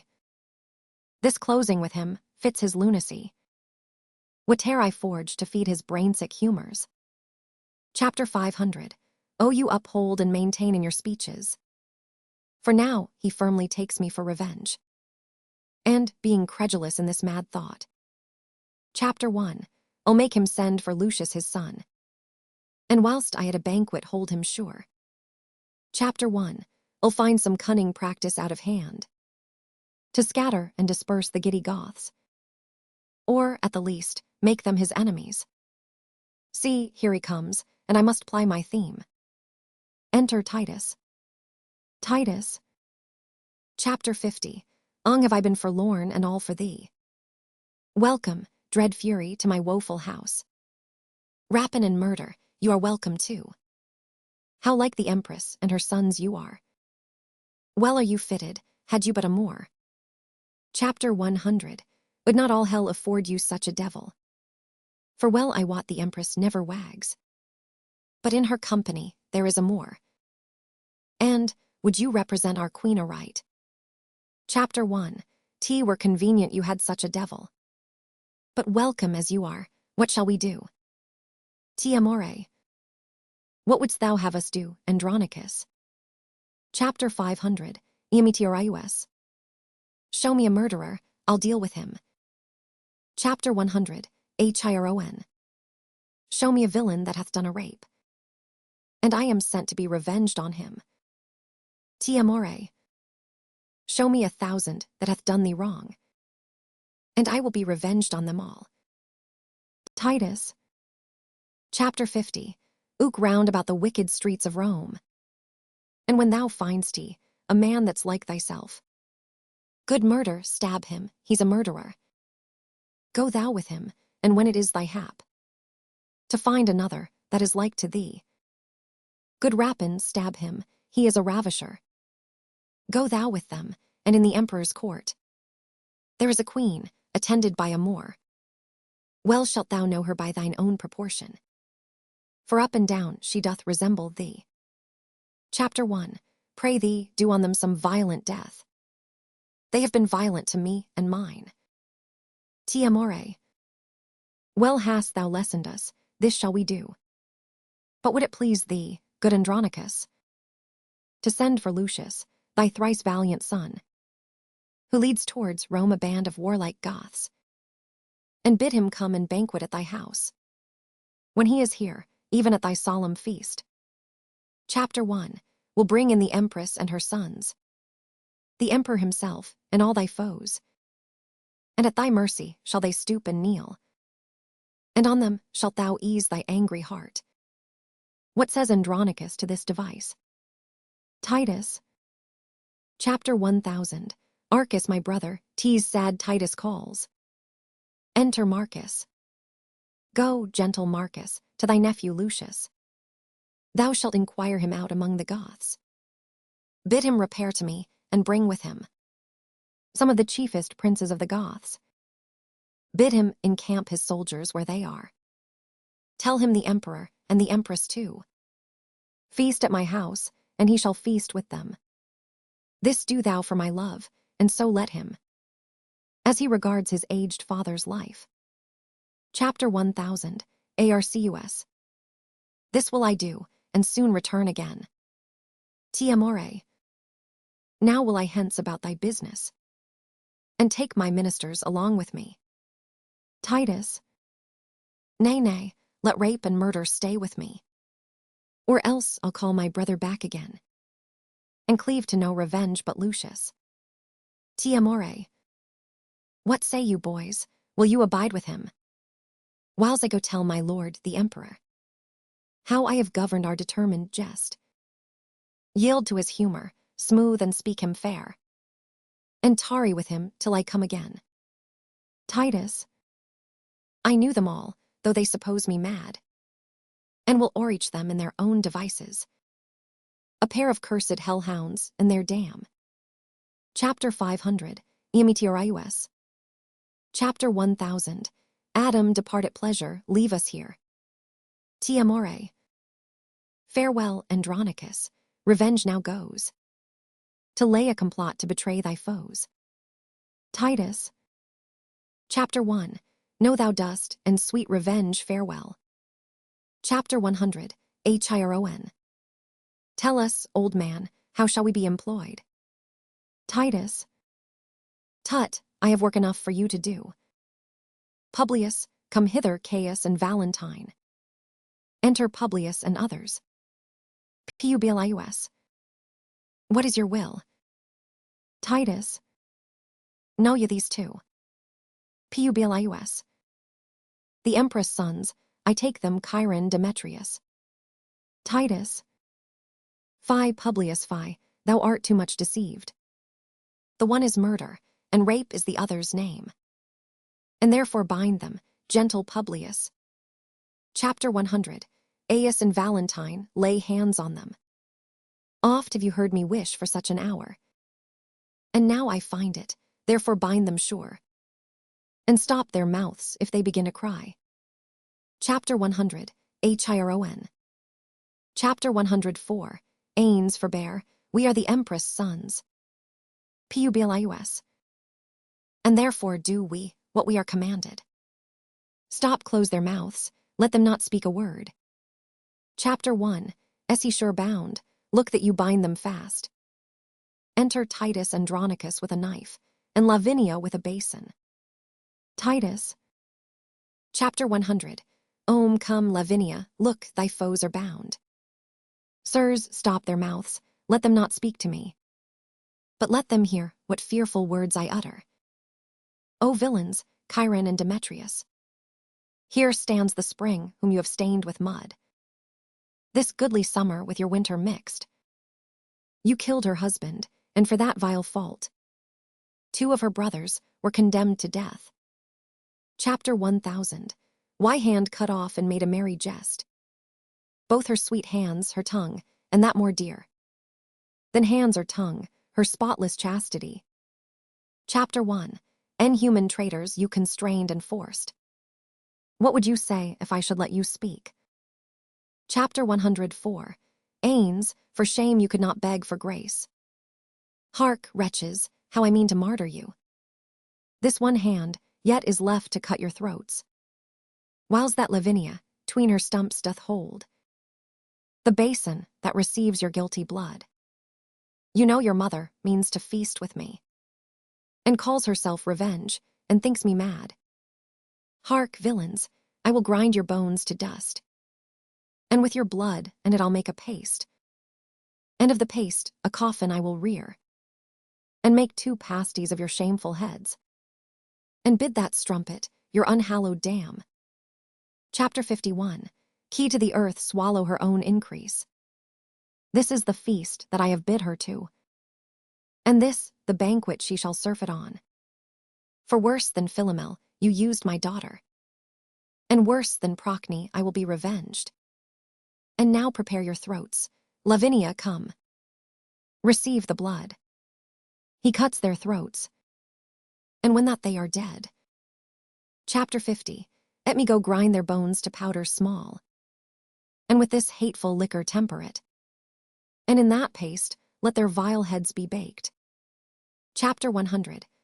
Come, be everyone officious, to make this banquet, which I wish may prove. Chapter 1000. Or stern and bloody than the centaur's feast. So now bring them in, for I'll play the cook, and see them, ready against their mother comes. Exeunt, carrying the dead bodies. Scene 3. Rome, a pavilion in Titus's gardens with tables and sea. Enter Lucius, Marcus and the Goths with Aaron prisoner. Chapter 50. Ucius. Uncle Marcus, since 'tis my father's mind that I repair to Rome, I am content. First Goth, and ours with thine, befall what fortune will. Chapter 50. Ucius. Good uncle, take you in this barbarous moor, this ravenous tiger, this accursed devil. Chapter 50. Let him receive no sustenance, fetter him, till he be brought unto the Empress' face, for testimony of her foul proceedings, and see the ambush of our friends be strong. Chapter 1. Fear the Emperor means no good to us. Aaron. Some devil whisper curses in my ear, and prompt me that my tongue may utter forth the venomous malice of my swelling heart. Chapter 50. Ucius. Away, inhuman dog, unhallowed slave. Sirs, help our uncle to convey him in. The trumpets show the emperor is at hand. Exeunt Goths with Aaron. Enter Emperor Saturninus and Empress Tamora with Emilius, tribunes and others. Escalate Andronicus. What, hath the firmament more sons than one? Chapter 50. Ucius. What boots it thee to call thyself a son? Chapter 1000. Arcus. Rome's emperor and nephew break the parle. These quarrels must be quietly debated. The feast is ready which the careful Titus hath ordained to an honorable end. For peace, for love, for league, and good to Rome. Please you, therefore, draw nigh and take your places. Escalate Andronicus. Chapter 1000. Arcus we will. Trumpets sounding, enter Titus like a cook, placing the dishes, with young Lucius and others, and Lavinia with a veil over her face. Titus. Welcome, my lord, welcome, dread queen. Welcome, ye warlike Goths, welcome, Lucius. And welcome all, although the cheer be poor. 'Twill fill your stomachs, please you eat of it. Sat Why art thou thus attired, Andronicus? Titus. Because I would be sure to have all well. To entertain your highness and your empress. Tamora. We are beholden to you, good Andronicus. Titus. And if your highness knew my heart, you were. Chapter 1000. Why Lord the Emperor resolve me this? Was it well done of rash Virginius to slay his daughter with his own right hand? Because she was enforced, stained, and deflowered. Sat Chapter 1. Titus Andronicus. Titus. Your reason, mighty lord. Sat Because the girl should not survive her shame, and by her presence still renew his sorrows. Titus. A reason mighty, strong, and effectual. A pattern, precedent, and lively warrant. For me, most wretched, to perform the like. Chapter 501. Die, Lavinia, and thy shame with thee. And with thy shame thy father's sorrow die. He kills Lavinia. Sat What hast thou done, unnatural and unkind? Titus. Killed her for whom my tears have made me blind. Chapter 1. Am as woeful as Virginius was, and have 1,000 times more cause than he to do this outrage, and it now is done. Sat What was she ravished? Tell who did the deed. Titus. Wilt please you eat, wilt please your highness feed. Tamora. Why hast thou slain thine only daughter thus? Titus. Not I, 'twas Chiron and Demetrius. They ravished her, and cut away her tongue. And 'twas they that did her all this wrong. Sat Go fetch them hither to us presently. Titus. Why, there they are, both baked in that pie, whereof their mother daintily hath fed, eating the flesh that she herself hath bred. 'Tis true, witness my knife's sharp point. He stabs the empress. Sat Chapter 501. Frantic wretch, for this accursed deed. Chapter 50. Ucius. Chapter 100. And the son's eye behold his father bleed. He kills Saturninus. There's meed for meed, death for a deadly deed. A great tumult. Lucius, Marcus, and others go aloft to the upper stage. Chapter 1000. Arcus. You sad-faced men, people and sons of Rome, by uproar severed, as a flight of fowl, scattered by winds and high tempestuous gusts. Oh, let me teach you how to knit again this scattered corn into one mutual sheaf, these broken limbs again into one body. Chapter 50. Est Rome herself be bane unto herself, and she whom mighty kingdoms curtsy to. Chapter 51. Kia forlorn and desperate castaway. Chapter 500. O shameful execution on herself. But if my frosty signs and chaps of age, grave witnesses of true experience. Chapter 100. Annot induce you to attend my words. Speak, Rome's dear friend, as erst our ancestor, when with his solemn tongue he did discourse to lovesick Dido's sad attending ear the story of that baleful burning night, when subtle Greeks surprised King Priam's Troy. Tell us what Sinon hath bewitched our ears, or who hath brought the fatal engine that gives our Troy, our Rome, the civil wound. Chapter 1000. Why heart is not compact of flint nor steel, nor can I utter all our bitter grief, but floods of tears will drown my oratory, and break my utterance, even in the time when it should move you to attend me most, and force you to commiseration. Here, Rome's young captain, let him tell the tale, while I stand by and weep to hear him speak. Chapter 50, UCIUS. Then, noble auditory, be it known to you, that Chiron and the damned Demetrius were they that murdered our emperor's brother, and they it were that ravished our sister. For their fell faults our brothers were beheaded, our father's tears despised, and basely cozened, of that true hand that fought Rome's quarrel out, and sent her enemies unto the grave. Chapter 50, a sly myself unkindly banished. The gates shut on me, and turned weeping out, to beg relief among Rome's enemies, who drowned their enmity in my true tears, and oped their arms to embrace me as a friend. Chapter 1, the turned forth be it known to you, that have preserved her welfare in my blood, and from her bosom took the enemy's point, sheathing the steel in my adventurous body. Alas, you know I am no vaunter, I. Chapter 1000, why scars can witness, dumb although they are, that my report is just and full of truth. But soft, methinks I do digress too much. Chapter 101, ting my worthless praise, oh, pardon me. For when no friends are by, men praise themselves. Chapter 1000, ARCUS. Now is my turn to speak, behold the child. Of this was Tamora delivered, the issue of an irreligious Moor. Chapter 100, Heath, architect and plotter of these woes. The villain is alive in Titus' house, and as he is to witness, this is true. Now judge what cause had Titus to reven these wrongs unspeakable, past patience, or more than any living man could bear. Now have you heard the truth? What say you, Romans? Have we done aught amiss? Show us wherein.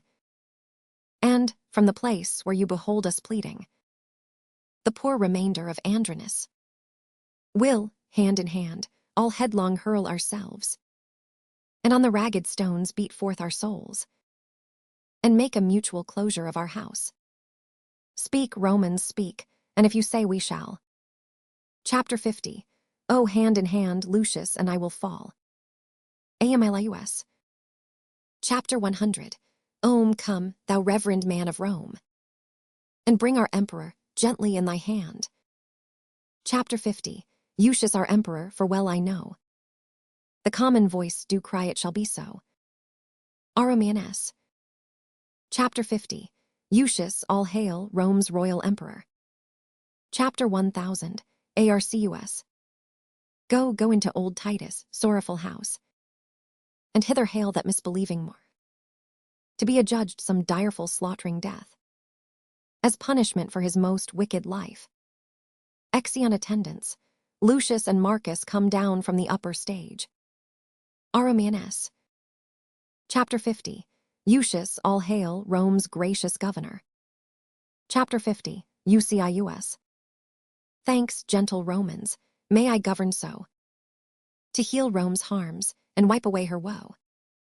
But, gentle people, give me aim a while, for nature puts me to a heavy task.